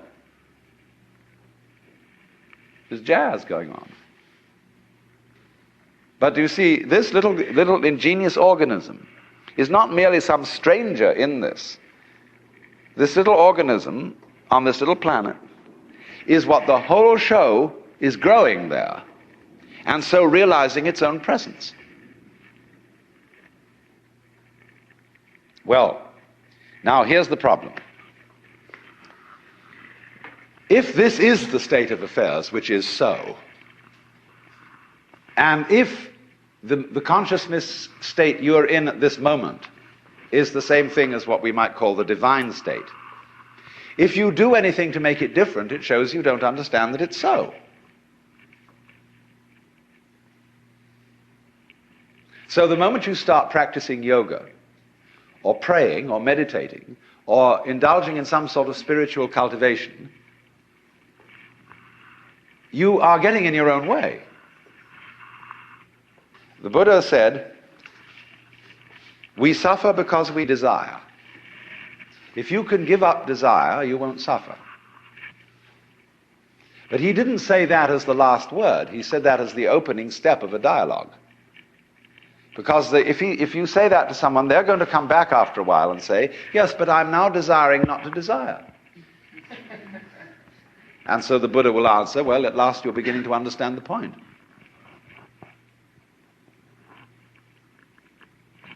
Because you can't give up desire. Why would you try to do that? It's already desire.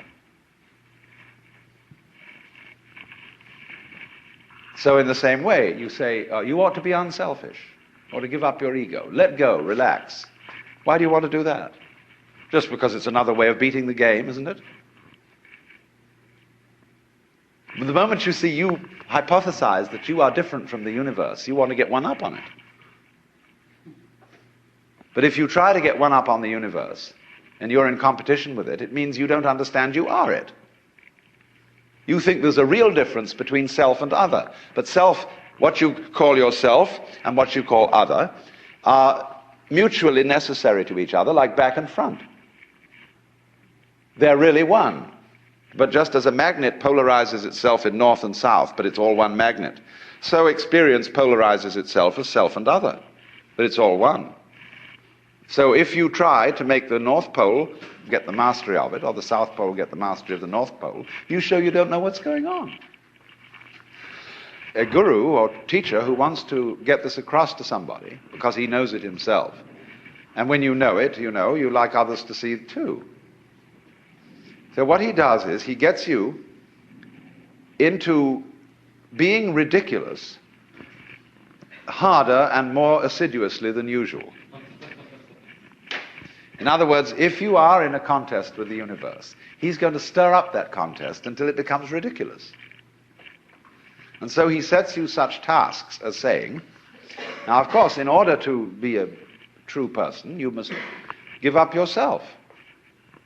Be unselfish. So the Lord steps down out of heaven and says, the first and great commandment is, thou shalt love the Lord thy God. You must love me. Well, that's a double bind. You can't love on purpose. You can't be sincere purposely. It's like trying not to think of a green elephant while taking medicine.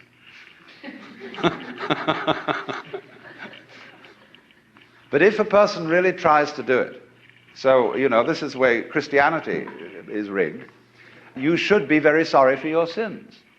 And though everybody knows they're not, but they think they ought to be, and so they go around trying to be penitent or trying to be humble. And they know the more assiduously they practice it, the phonier and phonier the whole thing gets. And so in this way, it's what it's called the technique of reductio ad absurdum. If you think you have a problem, you see, and that you're an ego and that you're in difficulty, the answer that the Zen master makes to you is, show me your ego. I want to see this thing that has a problem. When Bodhidharma, the legendary founder of Zen, came to China, a disciple came to him and said, I have no peace of mind. Please pacify my mind. And Bodhidharma said, bring out your mind here before me and I'll pacify it. Well, he said, when I look for it, I can't find it. So Bodhidharma said, there, it's pacified. See, because when you look for your own mind, that is to say your own particularized center of being, which is separate from everything else, you won't be able to find it. But the only way you'll know it isn't there is if you look for it hard enough to find out that it isn't there. And so everybody says, all right, know yourself, look within, find out who you are. Because the harder you look, you won't be able to find it. And then you'll realize that it isn't there at all. There isn't a separate you. Your mind is what there is. Everything. But the only way to find that out is to persist in the state of delusion as hard as possible. That's one way. I didn't say the only way, but it is one way. And so almost all spiritual disciplines, meditations, prayers, etc., are ways of persisting in folly. Doing resolutely and consistently what you're doing already. So if a person believes that the earth is flat, you can't talk him out of that. He knows it's flat. Look out of the window and see. Obviously it looks flat. So the only way to convince him that it isn't is to say, well, let's go and find the edge. And in order to find the edge, you've got to be very careful not to walk in circles, so you'll never find it that way. So we've got to go consistently in a straight line, due west, along the same line of latitude. And eventually, when we get back to where we started from, you've convinced the guy that the earth is round. But that's the only way that'll teach him. Because people can't be talked out of illusions. Well, now, there is another possibility, however. But this is more difficult to describe.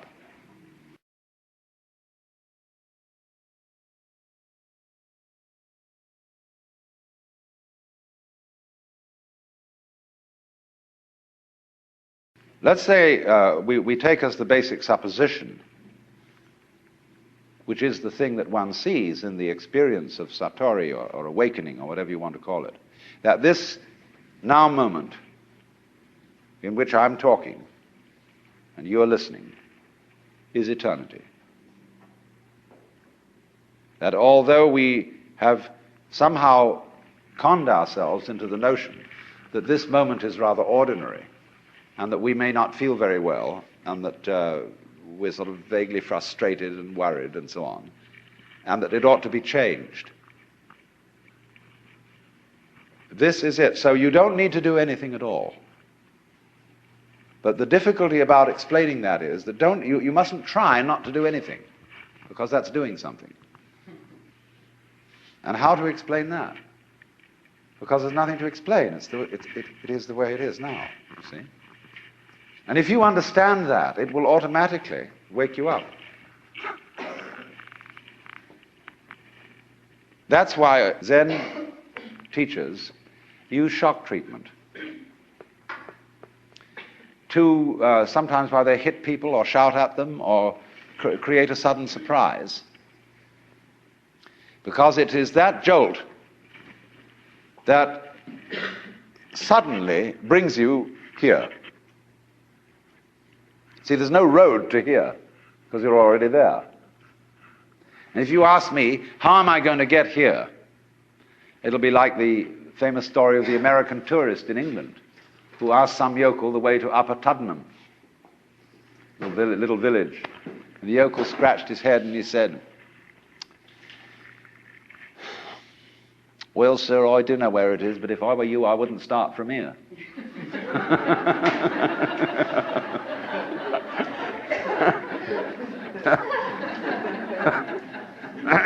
So you see, when you ask, how do I attain the knowledge of God? How do I attain nirvana, liberation? All I can say is it's the wrong question. Why do you want to attain it? Because the very fact that you're wanting to attain it is the only thing that prevents you from getting there. You already have it. But of course, it's up to you. It's your privilege to pretend that you don't. That's your game. That's your life game. That's what makes you think you're an ego. And when you want to wake up, you will. Just like that. If you're not awake, it shows you don't want to. You're still playing the hide part of the game. You're still, as it were, the self, pretending it's not the self. That's what you want to do. So you see, in that way, too, you're already there. When you understand this, a funny thing happens. And some people misinterpret it.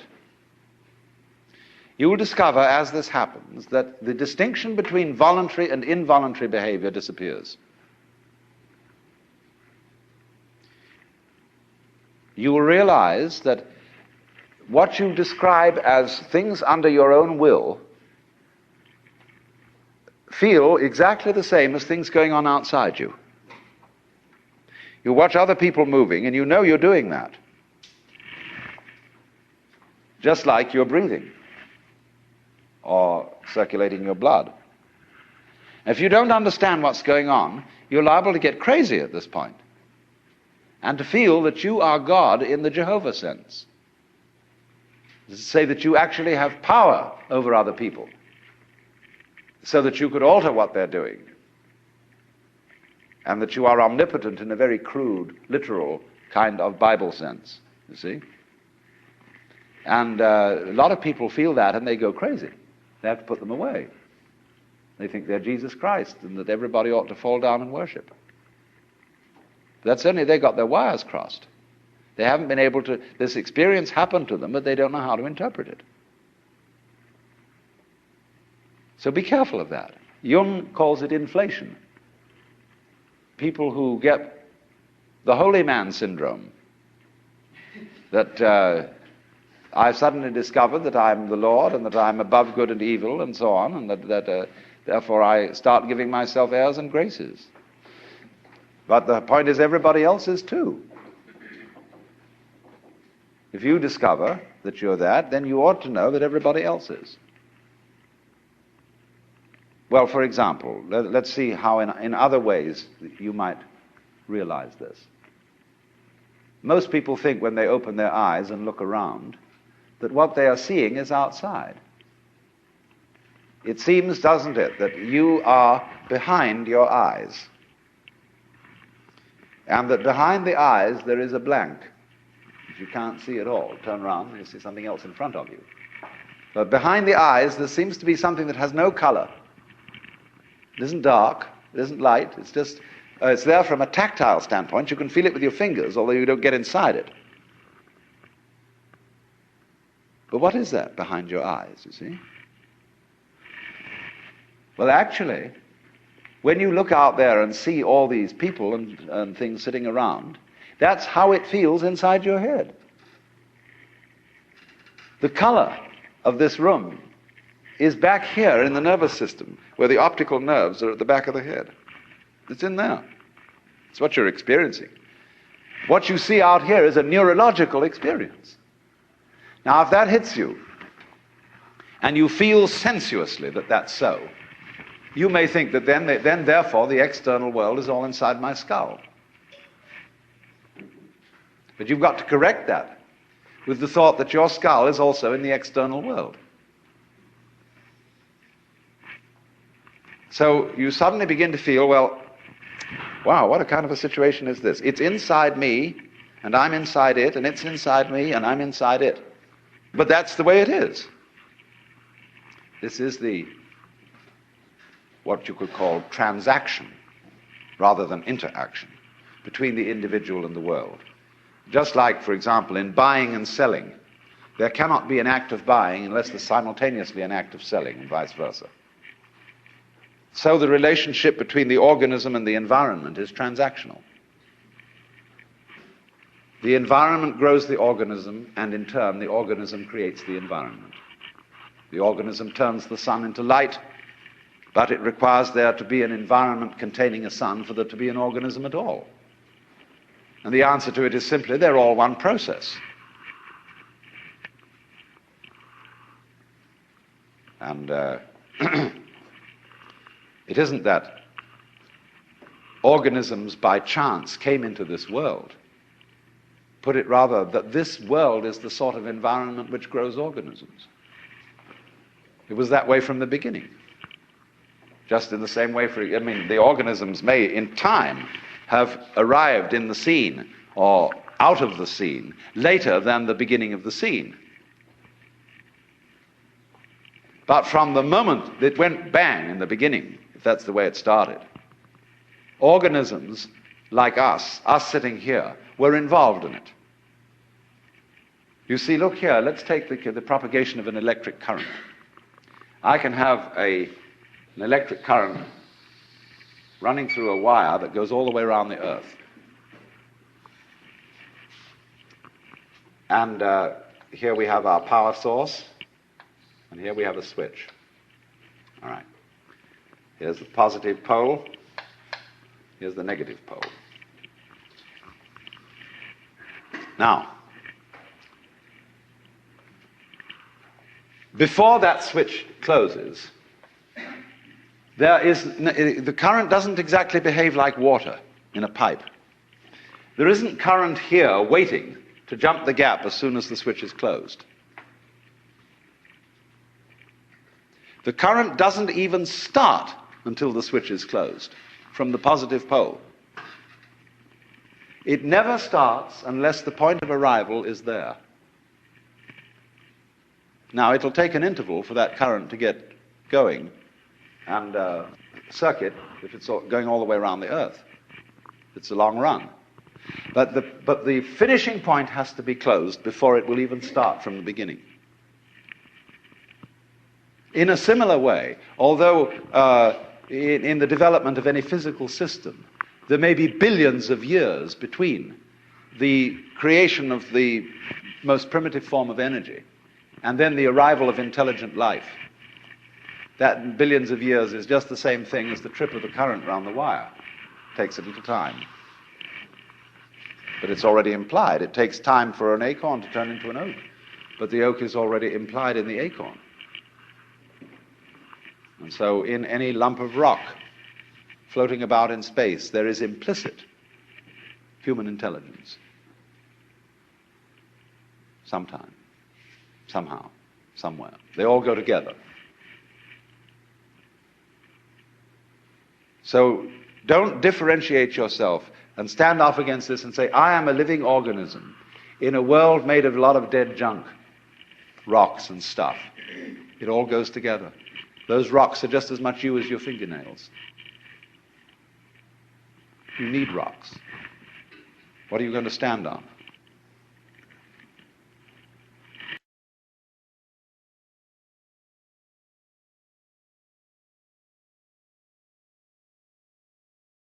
The web of life.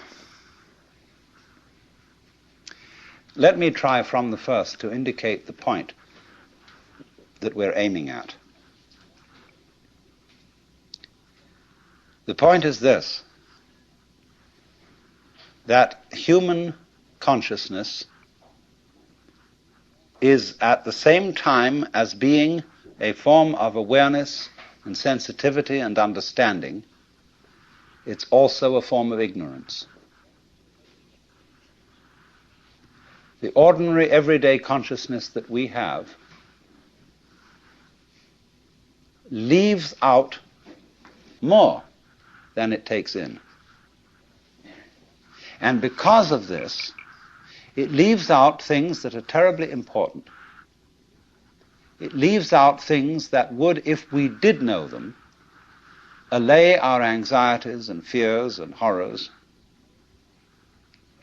And if we could extend our awareness, you see, to include those things that we leave out, we would have a deep interior peace.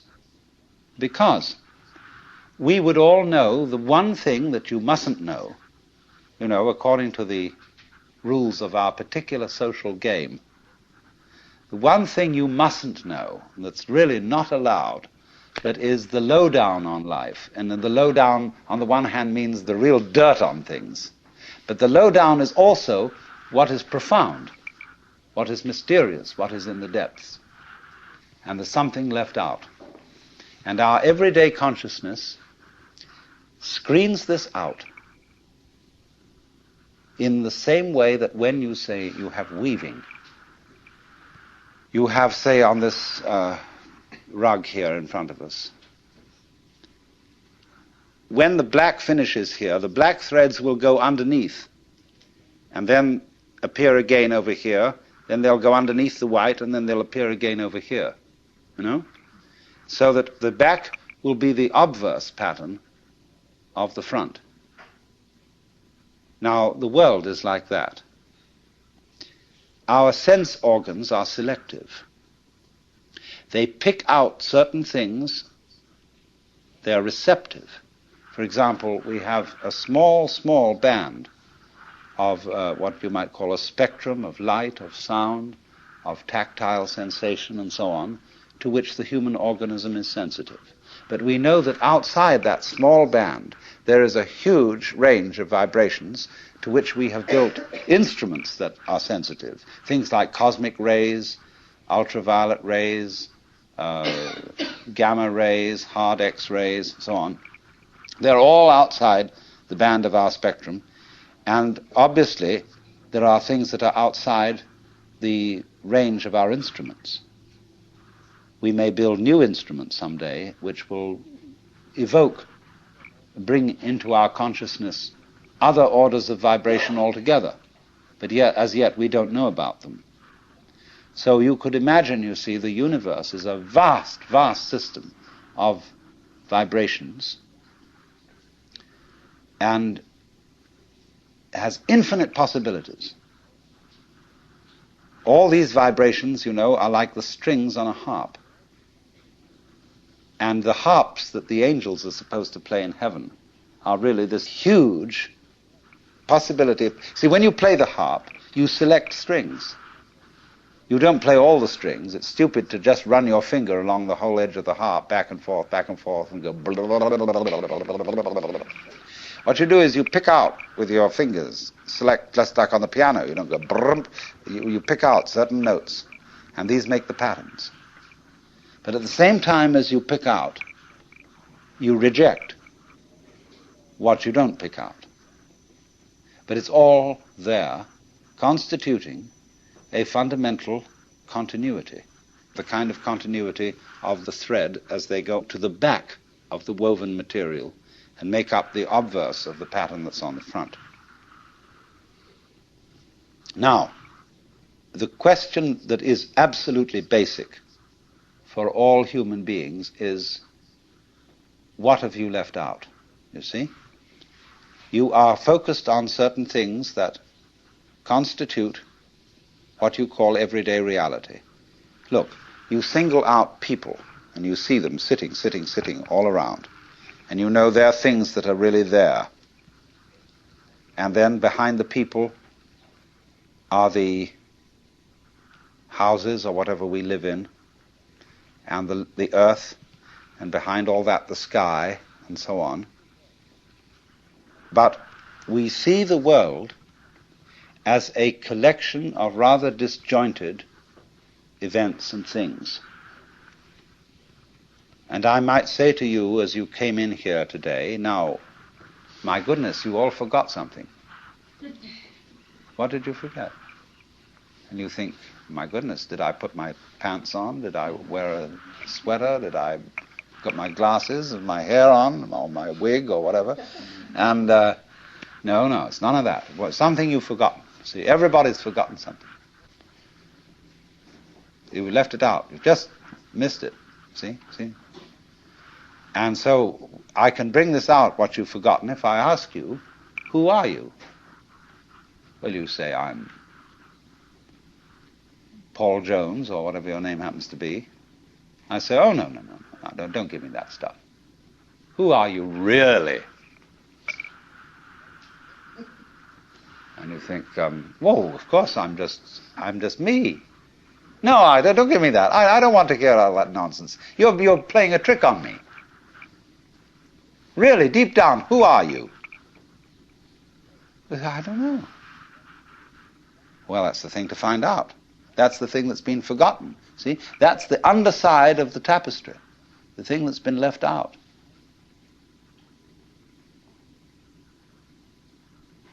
Because what we are carefully taught to ignore is that every one of us, fundamentally, deep inside, let's put it that way, is an act of, a function of, a performance of, a manifestation of the works. The whole blinking cosmos, with all its galaxies, and forever and ever and ever, whatever it is beyond that, what you might call God in the Western tradition, or Brahman in Hindu philosophy, or Tao in Chinese. Every one of us is really that, but we are pretending we aren't. And we are pretending with tremendous skill and deception.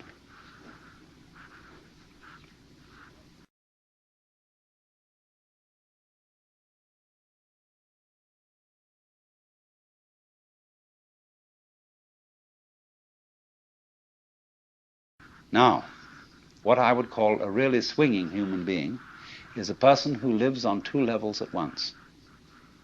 He's able to live on the level of being his ordinary ego, his everyday personality, and play his role in life and observe all the rules and so on that go with that. But if he's only on that level, if he's only playing that kind of thing, and thinks that's all there is, it becomes a drag. And he starts being the kind of person who feels that he's just got to go on surviving. See? It's terribly important to go on surviving, to live. And he works at that. And his children learn the same attitude from him. And they, he says, well, I've got to survive because I've got all these children I've got to support, and so on and so forth. And then they take the same attitude. And they breed up children, and they feel compulsive about supporting them, because they've got to go on. And so nobody really has any fun. It's just, we've got to make this thing, you see? And you don't have to. See, whenever I get somebody who comes to me and says, I really can't go on, and I have to commit suicide, I say, well, that's entirely, you're right. There's really no reason why you should go on, and if you want to commit suicide, do it. You can check out. Of course, this reduces anxiety. When they feel free to commit suicide, they don't really have to commit suicide so much. You can commit partial suicide.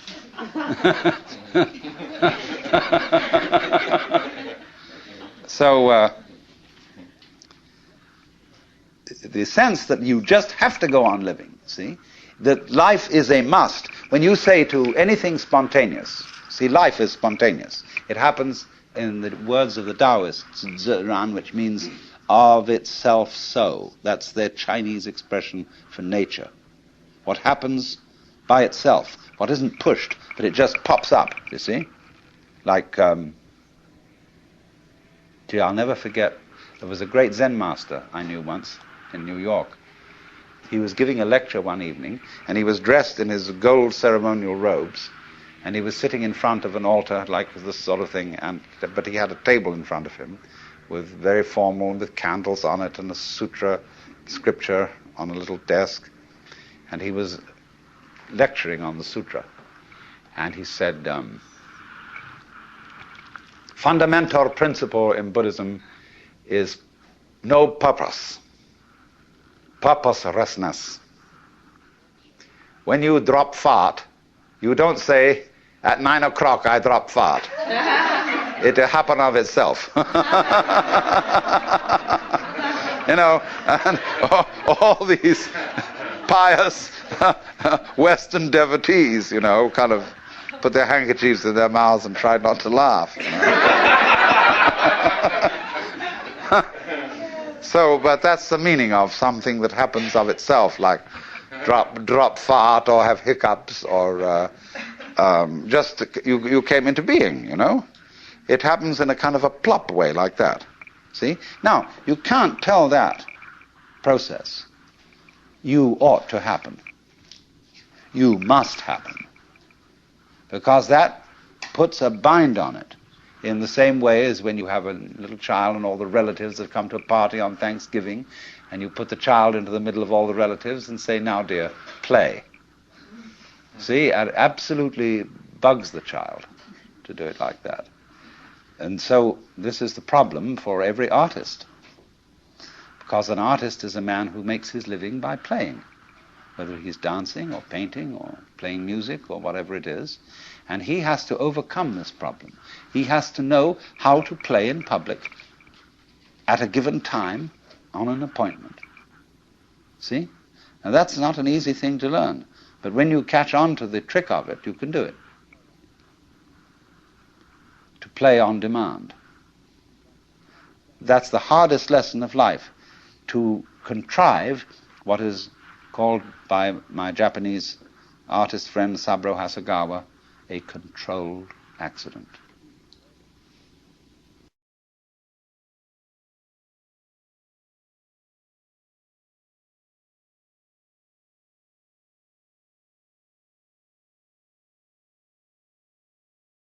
We have been educated to use our minds in a certain way, a way that ignores or screens out the fact that every one of us is an aperture through which the whole cosmos looks out.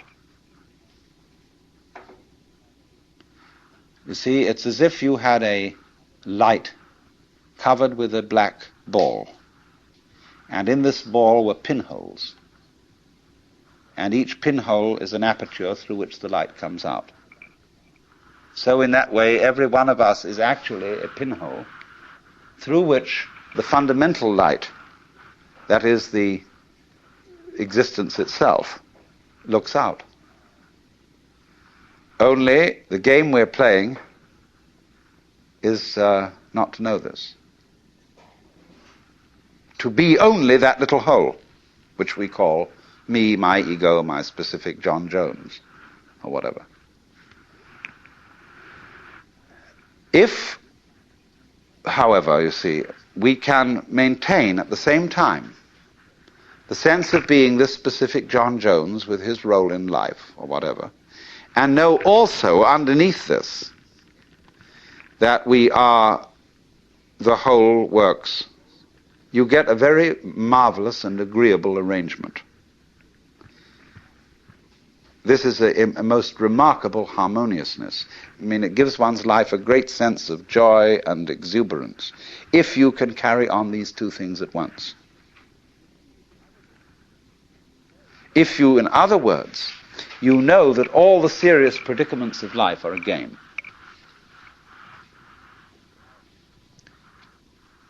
Now, I want to put it two ways. I'm not saying that it's a bad thing, something to be condemned,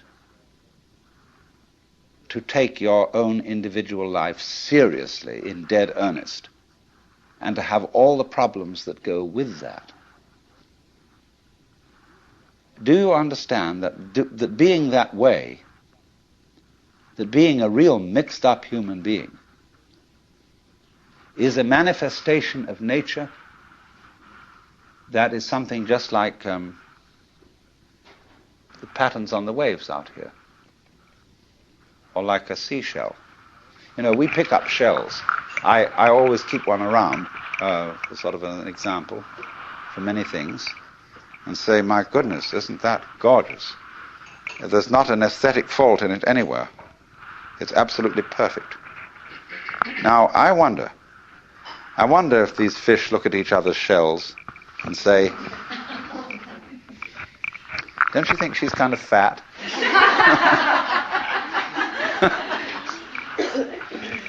Oh my, those markings aren't really very well spaced. Because that's what we do. See, we don't realize that all of us in our various goings-on and behavior and so on are just as more marvelous, much more complicated, much more interesting. All these gorgeous faces that I'm looking at, You know, every one of them. Some are supposedly pretty, some are supposedly not so pretty, but they're all absolutely gorgeous. And everybody's eyes is a piece of jewelry beyond compare. Beautiful.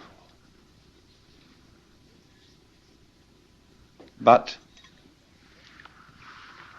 we have specialized in a certain kind of awareness that makes us neglectful of that. You see, we specialize in more or less briefly concentrated, pinpoint attention. We look at this and we look at that. And we select from all the things we might possibly be aware of only certain things.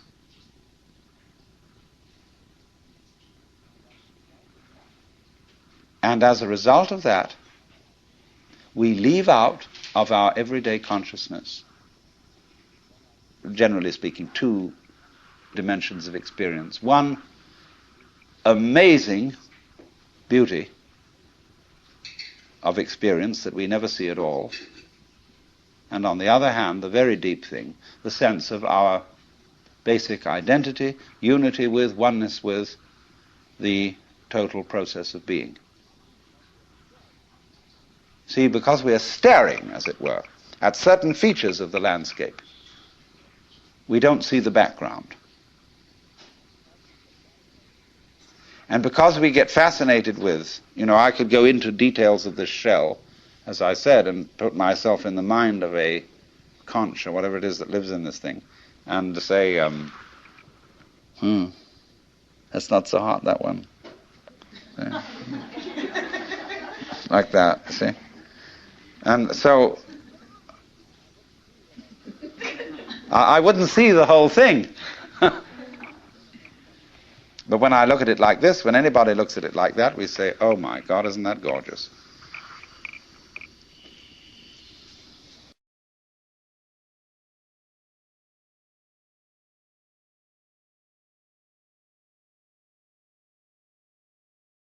Another way of talking about the web is that there are different levels of magnification. For example, supposing you take a piece of embroidery, and here it is, obviously in front of you, an ordered and beautiful object. And then you take out a microscope and you look at the individual threads. At a certain point, as you turn up the microscope, you'll get a hopeless tangle, which doesn't make any sense at all. The wrapped fiber that constitutes the thread is a mess. Hasn't been organized, nobody did anything about it. But at the level of magnification at which you actually see it with the naked eye, it's all been organized. All right, now keep turning up that microscope. Take one of those individual threads in the fiber that seems to be so chaotic and go into the constitution of that. And again, you'll find fantastic order. You'll find the most gorgeous designs of molecules. Then to keep turning it up. And again, at a certain level, you'll find chaos again. All right, keep going. And at another level, you'll find this marvelous order. Now you see, order and randomness constitute, in other words, the warp and the woof. Where everything is in order, everything's under control. In randomness, it's all it's a mess. But we wouldn't know what order was unless we had messes. It's the contrast of order and messes that order itself depends upon. And so in this exactly the same way, it is the contrast of on and off, there and not there. In other words, life and death, being and non-being, that constitutes existence. Only we pretend that the random side of things, the disorderly side of things, could possibly win in the game of competition, or I would rather call it collaboration between the two. When you lose sight of the fact that the order principle and the random principle go together, that's exactly the same predicament as losing sight of the fact that all individually delineated things and beings are connected underneath.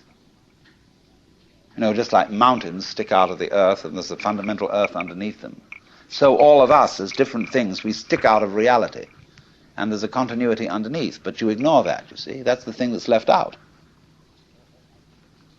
See, I'm just giving you many examples of the same principle. But really, deep down, we are, each one of us, everything that there is. Doing it this way, and then again that way, and then again another way, and that's what it keeps up doing forever and ever. Only, it has holidays, which are called deaths. You know, in the story of the creation of the world in the Bible, God works for 7 days and rests the seventh. It's necessary to have a holiday. Holiday is holy day. And the Sabbath, for the Jews, is Saturday, for the Christians is Sunday, because Saturday is the last day of the week, but Sunday is the first day of the week. And it's a slight difference of alteration between a Jewish temperament and a Christian temperament. Some people like to take the holiday and then do the work. Other people like to do the work and then take the holiday. And since the Jews do the work first and then take the holiday, they're always a little up on the Christians in business.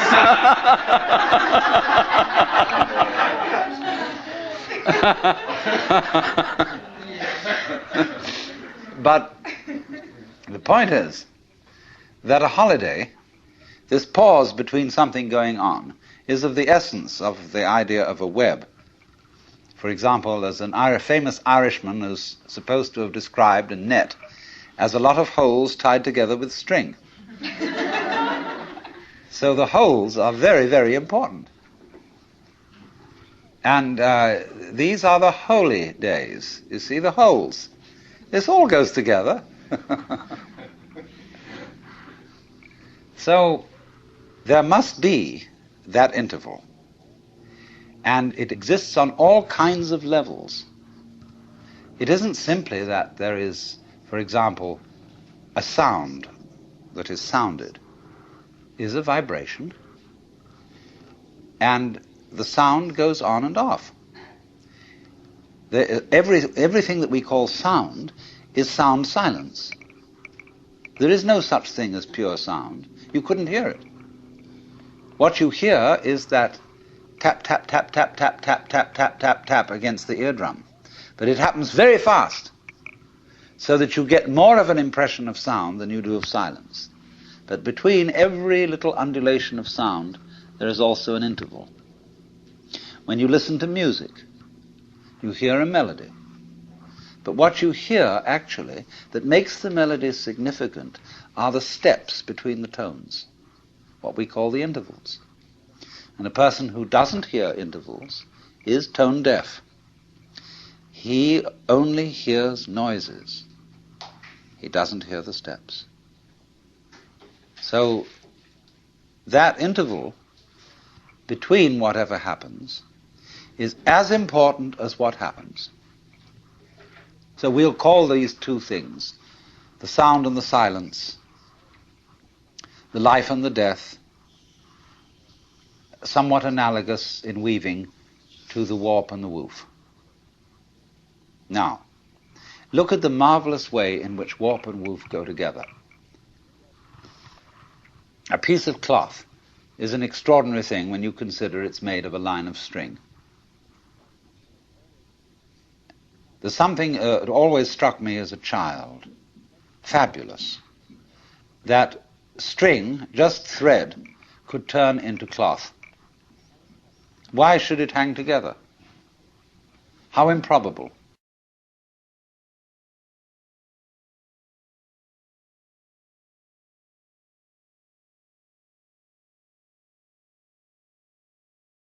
My mother was a very great artist in embroidery, did absolutely fabulous work. And she could do everything with thread: sewing, knitting, embroidery, make tapestries, repair tapestries.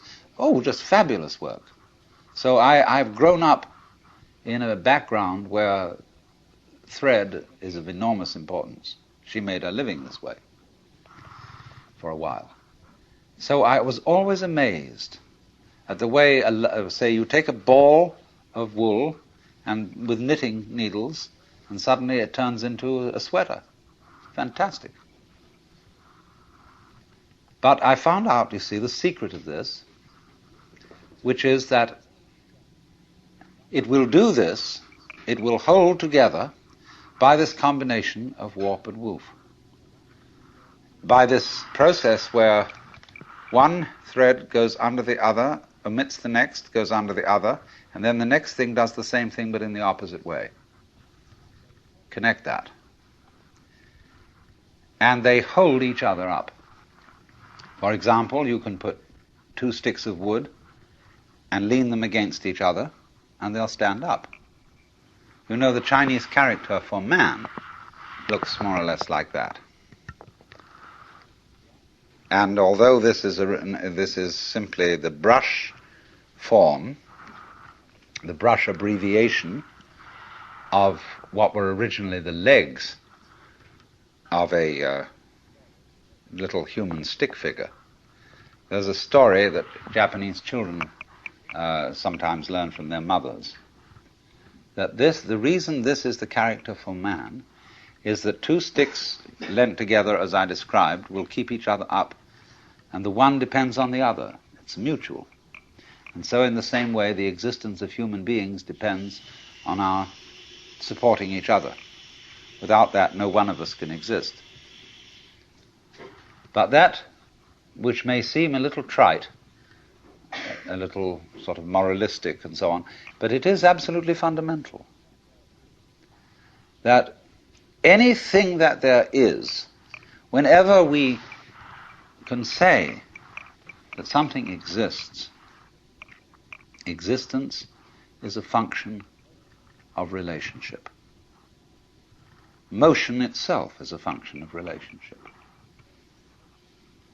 For example,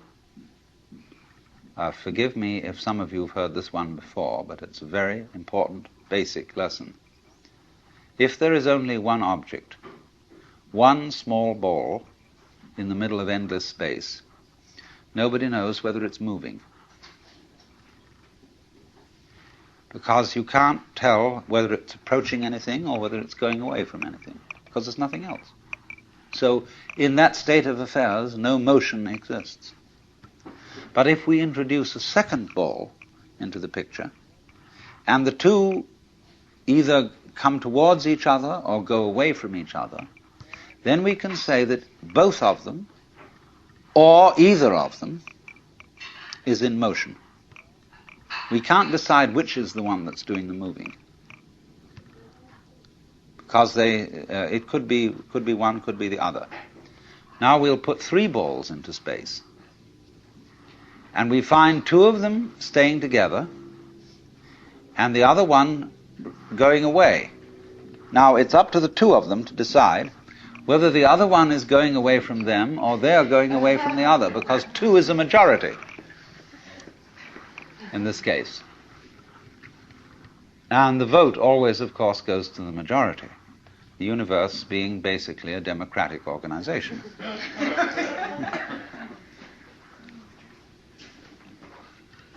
And so it goes. Now, once you've got that, you can see that motion is a form of relationship. All right, let me put it in another way. Energy is a form of relationship. If the universe is basically a play of energy, then you can say energy and relationship go together. Now, what is this saying? This is saying that being, existence itself, is relationship. Let's look at it in several other ways. You know the old question, if a tree crashes in a forest and there is nobody around to hear it, is there a noise? This question has been discussed in many futile ways. But noise, basically, is a state of affairs that requires an eardrum and an audio nervous system behind the eardrum. When the tree falls, it makes the air vibrate. If there is anywhere around an ear with the appropriate nervous system, there will be a noise, because noise is a relationship between motion in the air and ears. If there is not any ear around, there won't be any noise, although there will be vibration in the air. And if there is some instrument around, such as a microphone attached to a tape recorder, which is a mechanical copy of a human ear, then, according to that, there will be noise. There will be a vibration. In the same way, let's suppose the sun sends out light into space. Now, the space surrounding the sun will be black darkness, as if there were no light in it, unless a planet happens to float by. When a planet floats by, there will be light. In the darkness. But if there isn't anything to relate to the sun in that way, then comes no light.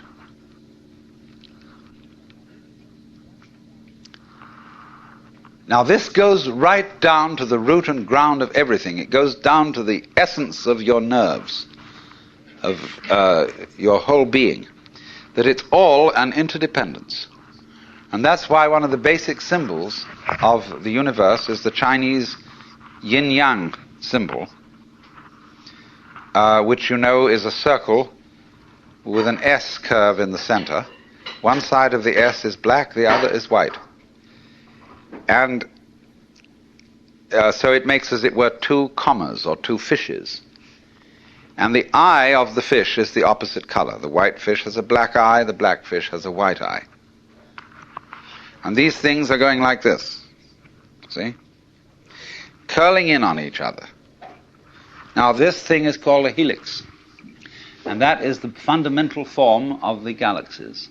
The great nebulae we see out in space are doing this, curves. And this is basically too the position of sexual intercourse. This is lovemaking. And this is, you know, when you hold hands and so on. This is it. But there are two involved, and the two are secretly one.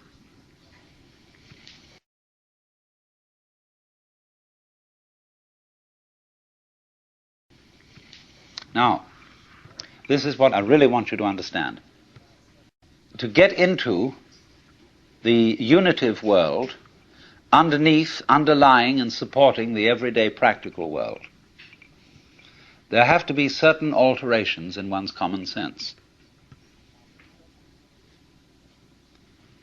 Now, there are certain ideas, and beyond these ideas, certain feelings that are difficult to get across, not because they're intellectually complicated, not at all because of that, but because they're unfamiliar.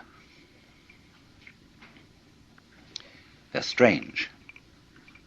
We haven't been brought up to accommodate them. In exactly the same way that in past times, people knew that the planets were supported in the sky because they were embedded in spheres of crystal. And if they weren't embedded in spheres of crystal, and of course you could see them because you could see through them, they would fall down on the earth. And now when astronomers finally suggested that there were no crystal spheres, people felt unbelievably insecure. See? They had a terrible time assimilating this idea. Now, do you see what it involves to assimilate a really new idea? You have to do quite a flip. For example, there's some people whose number systems only account for quantities. 1, 2, 3, many. So they don't have any concept of 4 corners to a table. See, a table has many corners. And a pile of pebbles is, in that sense, equivalent in manyness to the 4 corners of a table. Now they have difficulty, you see, in beginning to assimilate the idea of counting through and numbering all those corners or all those pebbles. But we've done that. And so to us that is perfectly simple. But imagine the kind of mentality, the kind of person to whom that is not simple at all. Well, now, in exactly the same way, there is here what I'm trying to explain, a new idea that most people don't assimilate. And that is the idea of the total interdependence of everything in the world.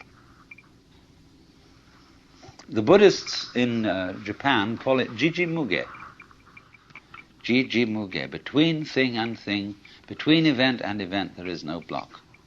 And they represent this imagistically as a network. Imagine a multidimensional spider web covered in dew in the morning. And every single drop of dew on this web contains in it the reflections of all the other drops of dew. And of course, in turn, in every drop of dew that one drop reflects,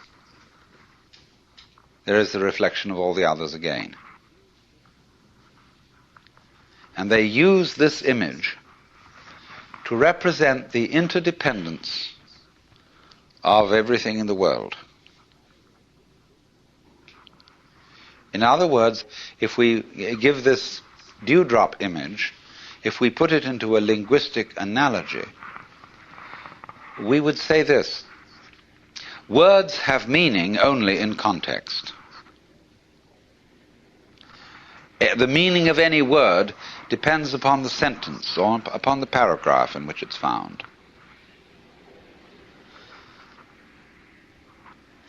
So that if I say, this tree has no bark, that's one thing.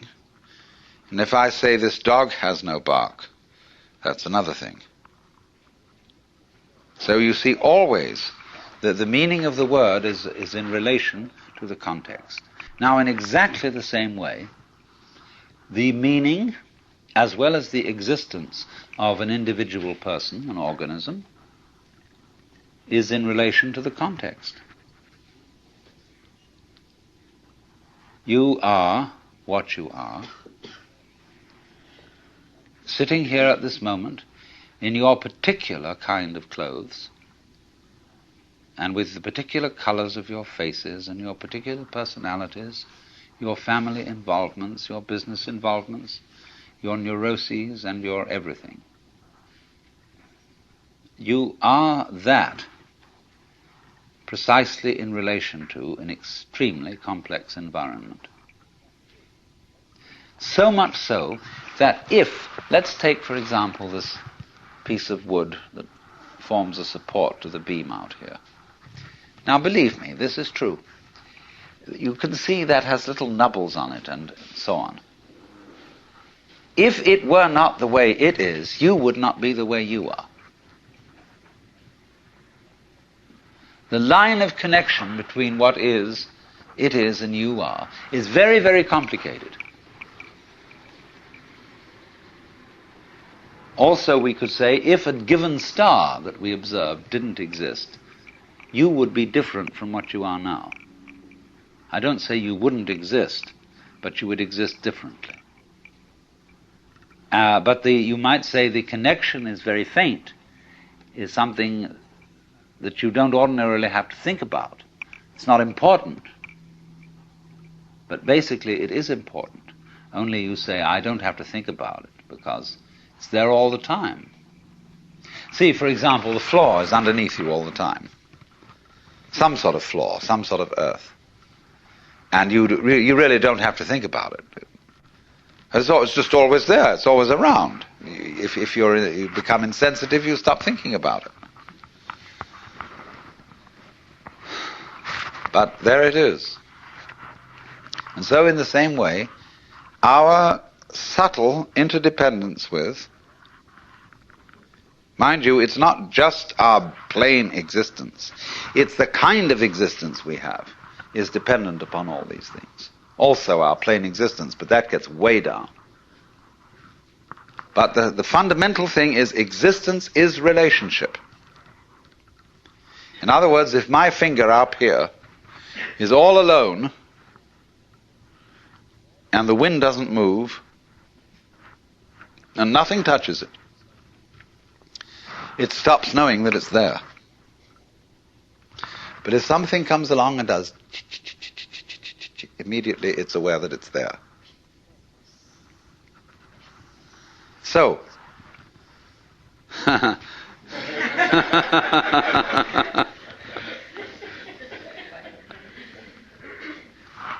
you see, it takes two. We could have so much fun, but it takes more than one. And she don't want it.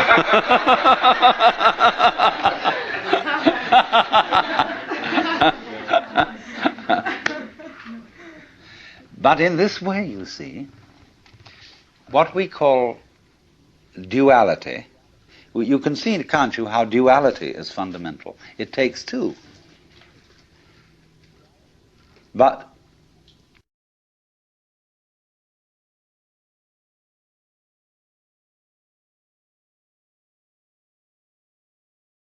duality is always secretly unity. Take the contrast between the words we use, explicit and implicit. They're very valuable words. What is explicit? What's on the outside? That's, say, how we come on publicly. Explicitly, we are thus and so. We have a fight. We're in competition, say, in business, explicitly. But implicitly, we've worked this out, that we've agreed in a secret way that nobody knows about, that this competition is extremely valuable to both of us. Now, take it politically, for example. Let's take the situation of Russia versus the United States. Explicitly, in public, this has to be a big fight. These two ways of life, these two ideologies are opposed. They say, we are... But behind the scenes, it's all been carefully worked out. You bet it has. That this opposition has to happen. Because our economy depends on it, and their economy depends on it, and everybody knows this who's smart. But there are a lot of people who get taken in by the propaganda, and they should be taken in because that makes the thing work. It's crazy. But that's the way it goes. And everything works this way. There is, for example, when swans start to mate, they're not sure what they're supposed to do. And they begin to fight. I had a long talk about this with C.G. Jung. He lived on the edge of Lake Zurich, and he had a little summer house right on the water's edge, and there were many swans there. And I was getting up at the end of a conversation with him, and we were beginning to walk back to the main house, and I said, "Isn't it true that swans are monogamous?" And he said, "Yes, they are." He said, "Do you know, I have had most interesting relationships between these swans, and many of my female patients who thought they were homosexual." I mean, Jung wasn't a sexual snob. I mean, he understood all the legitimacy of all kinds of sexual variations. But he said it has been a point of departure for our discussions. And he said it's a very funny thing that when they begin to mate, they start fighting. And they don't know what it's all about, and then suddenly the fight turns into lovemaking. So that's what I mean. Underneath opposition, there is love. Underneath duality, there's unity. That Tweedledum and Tweedledee agreed to have a battle. So, you see, here's that weaving principle. The things hold together by over, under, over, under, over, under, over. And that creates a stuff, it creates a fabric, it creates clothing, it creates shelter, it creates what we call matter. Matter, mater, mother, and also the same word, maya, illusion. See, the world as a marvelous illusion. Now, we've got to go into this. Look at another form of the thing. You can play it not only by two as one, but you can play it by three as one. You know the trademark for Ballantine's Ale, which is 3 interlocked rings. Now, the way these rings are interlocked is such that they are joined only if the 3 of them are present. If you take one away, the other 2 fall apart. This is a very interesting phenomenon, but it can be created physically with steel rings. Their cohesion depends on all 3 of them being present.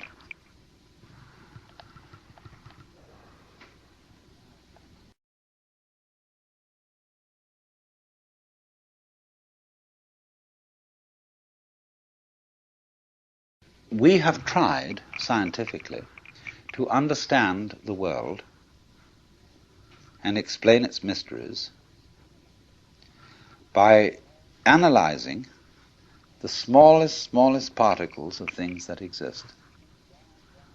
Inquiring down, what is this thing we call flesh or call steel or stone? What is it made of? Go down into the midst of it. And that's given us a certain understanding. But only half of the understanding. Equally important is not what is the tiniest particle, but in what context is the tiniest particle. You see? In relation to what is it? Just as the word bark, as I showed you, has different meanings in different sentences. So, cells, molecules, atoms, have different properties in different contexts. So what the scientist equally needs to study is not simply what is anything when very, very minutely analyzed, but where is it? When is it? That makes all the difference. So do you see that a lot of people who get anxious when they hear that everything is relative have no need to get that anxious. Relativity isn't some kind of slippery morass in which all standards and all directions get lost. Relativity is really the soundest situation that there is. See, it's the one supporting the other. It's this thing. Do you know this? This is wonderful. X marks the spot. Imagine this going on and on. Supposing my finger were indefinitely long, both fingers, and they were doing this. See, they're just crossing each other. Now, on one side of it, it's a pair of scissors, and it cuts. What is it on the other side? Why, it's opening female legs, saying, please come in. This utter softness, utter receptiveness. On the other side, it's but on this side, it's please, please, please, please, yes, welcome. And everything's based on that. See, it's this way, sharpness, teeth, biting, spines, crab shells, all that kind of thing, you know. On the other side, it's the melting softness of life. See, they go together just like that.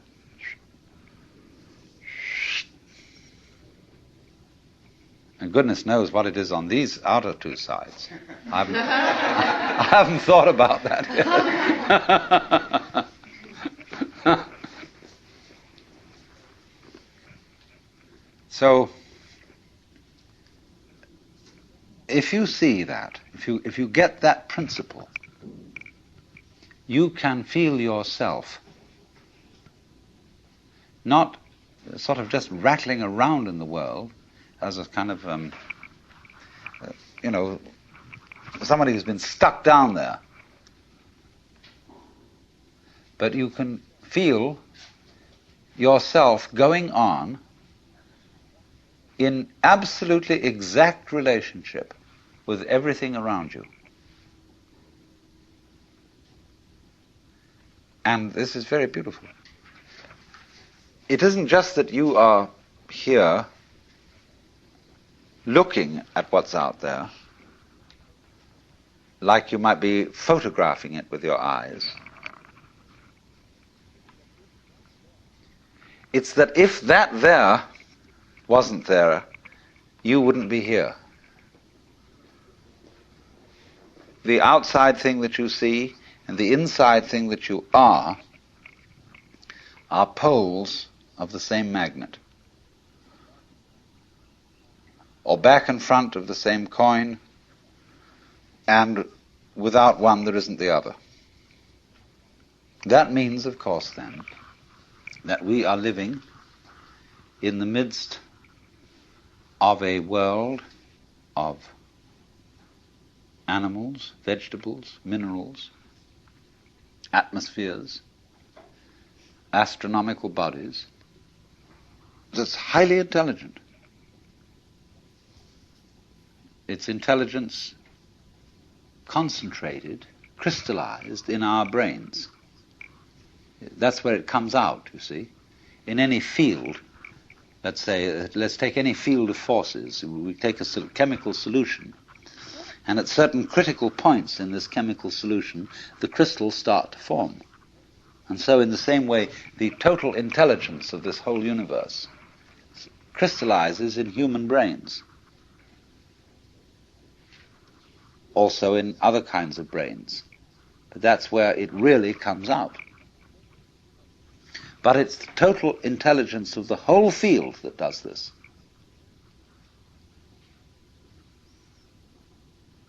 So we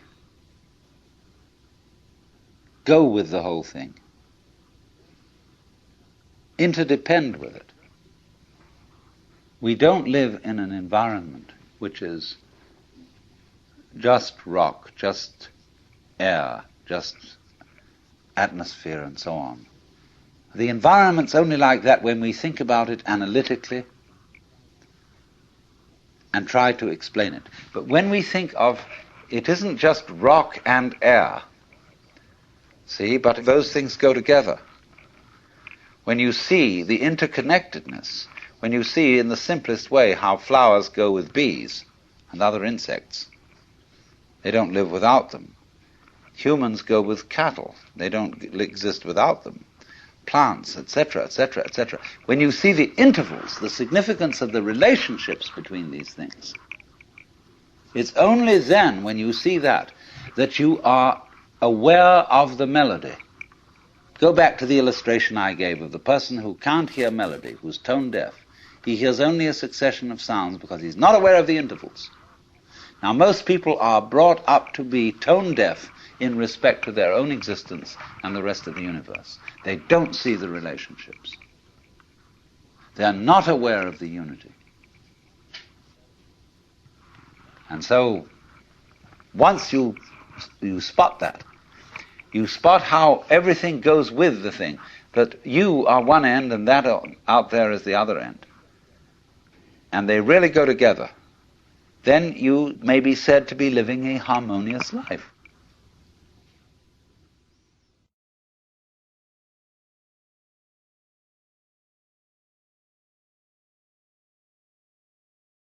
In exploring the theme of the web of life, I have thus far discussed two principal topics. First, the web considered as selectivity. Experience considered as what we pay attention to on the one hand and what we ignore on the other. And I showed how the way in which we pay attention to the world creates, isolates, I'm using that as a noun, isolates that we call particular things, events, and persons, and they seem to be disconnected and to be alone because we ignore the connections between them. And I used the analogy of weaving, where the threads go underneath and join on the back in a way that is not seen on the front. So you might say in the unconscious, although I don't particularly like that word because it makes it seem as if it was something rather dead. But on the unconscious side of life, as on the back of the weaving or the back of the embroidery, there are connections which are not published. Now, in the second part of the theme was the web as mutuality. When I discussed the way the existence of a web, the existence of cloth or anything like that, depends on a mutual support of the warp and the woof. And this miraculous thing occurs that when the things support each other, being comes into being, cloth comes into being. And so in exactly the same way, our world is a manifestation of relativity. And this requires a balance, a combination, a relationship of opposites in every domain of life. And although these opposites are explicitly different and even antagonistic, they are implicitly one. And that's the secret. See, these two secrets that we went into. The connection between what are supposed to be separate things and events, and the mutual unity between what are manifestly, that is to say openly, for purposes of publication, opposites. Now this afternoon I'm going to take two other aspects of the web. The web is a trap, like the spider's web is a trap for flies. Also, the lovely embroideries are worn by women as traps for men, from a certain point of view.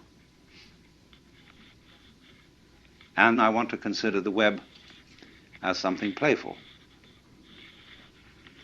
You see, there are so many ways of looking at it. And you will find that all these ways are right, but what we need is the fullness of the view. There are people, for example, who can see the web as a trap and get stuck with that. There are people to whom existence is simply hateful. They see it as nothing but a ghastly mistake. The Lord really erred when he created this world, because he arranged it in such a way that everything lives by eating something else. And what I'm doing is I'm describing a certain point of view, you see. I'm not exactly philosophizing, I'm describing a point of view. You can look at life in such a way that the whole thing is this ghastly mistake. For example, there is no such thing as genuine kindness or love. Everybody is really pretending that they're loving other people in order to get some advantage from them. And indeed, there is a point of view which occurs in certain forms of paranoia, where people don't seem to be real. They are mechanisms. And you can think that out quite intensely with a good deal of intelligence. After all, if you start from a good old Darwinian or Freudian basis, and see that man is a material machine, and that the consciousness of man is simply a very involved and complicated form of chemistry, and that's what it is, you see. Well, then this awful mechanical things, these Frankensteins that everybody is, they come around and they say, well, I'm alive. I'm a human being. I have a heart. I love, I hate, I have problems, I feel. And you feel like saying, come off it. You're just a monster. And you put on the civilized act because really you're just a set of teeth on the end of a tube. And you've got a ganglion behind those teeth, which you call your brain or your alleged mind. And this thing is really basically there for two purposes. One, to be cunning enough to get something to eat, to put down the tube, and the other, you know what, Mr. Freud's libido. And everything else, you see, can be construed as an elaborate, subtle way of pretending that that's not really what you want to do. But you do, but you put on a great show. Now, some people, according to this view, get mixed up. They so repress that what they really want to do is to eat and to screw, that they get involved in higher things that are the masks for these activities, and think that that's the real purpose of life. And then they become what's called neurotic. And because they get involved in being pure camouflage. So that's what's called escaping from the facts, not looking at life, not looking at reality correctly. Now, this is a very strange thing, you see, that it is partly true that the universe, so far as its biological aspect is concerned, is this weird system that lives by everybody eating everybody else. Only what we do to maintain what is called order and civilization is that various species make agreements, as it were, that they won't eat each other. They'll cooperate and so be an enormous gang which can beat down the others. So the human being is the most successful so far of this gangster arrangement. We are the most predatory monsters on Earth, and we have cooperated to assault the fish and the vegetables and the chickens and the cows and everything, you see. Only we do it by not letting our left hand know what our right hand doeth. In other words, ladies and gentlemen, unless gentlemen happen to be prone to going hunting as a sport, they don't see their food killed. They don't see the slaughterhouse. And so what you get in the butcher, in the market, is steak, you know, is a thing in its own right. It has nothing to do with a cow. A steak is a thing shaped thus and so, and it looks as if it might be like a banana or something like that, you know, and nobody worries. And when a fish is served up, it does indeed look like a fish, but it's not the squiggly, squirmy fish that comes out on the end of a fisherman's line. You know, when you really fish, you realize that the fish doesn't like it very much. Now, there is that absolutely extraordinary side of things that is really terrifying. And so, let me repeat the illustration I used of the cross in the net, where one side of it is scissors that cut and eat, teeth that chew and get this thing in, and the opening side of it is like James Joyce's in Ulysses, the girl who says yes, and I said yes, yes, yes. She wants to be absolutely ravaged by her man, you see. So it's open, open, open. But now comes the if we take the dark view of things, the horrible view. Excuse me if I go into some rather grisly details, but have you ever heard of a vagina dentata? That is the idea that in the sexual organ of the woman there are teeth. And a lot of men have this fantasy, and so are rendered impotent.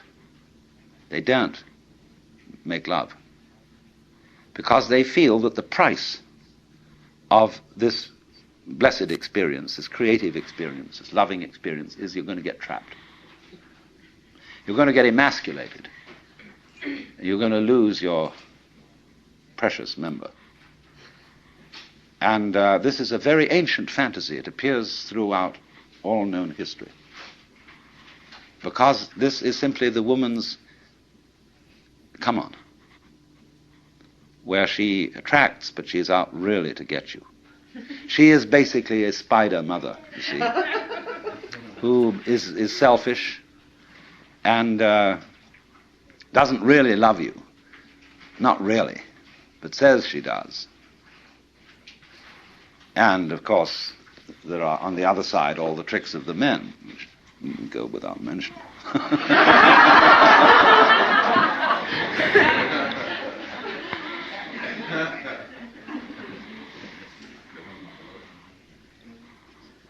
So this is a view of the world as a system of mutual exploitation and of maximal selfishness. Now, it's a very profitable view to explore.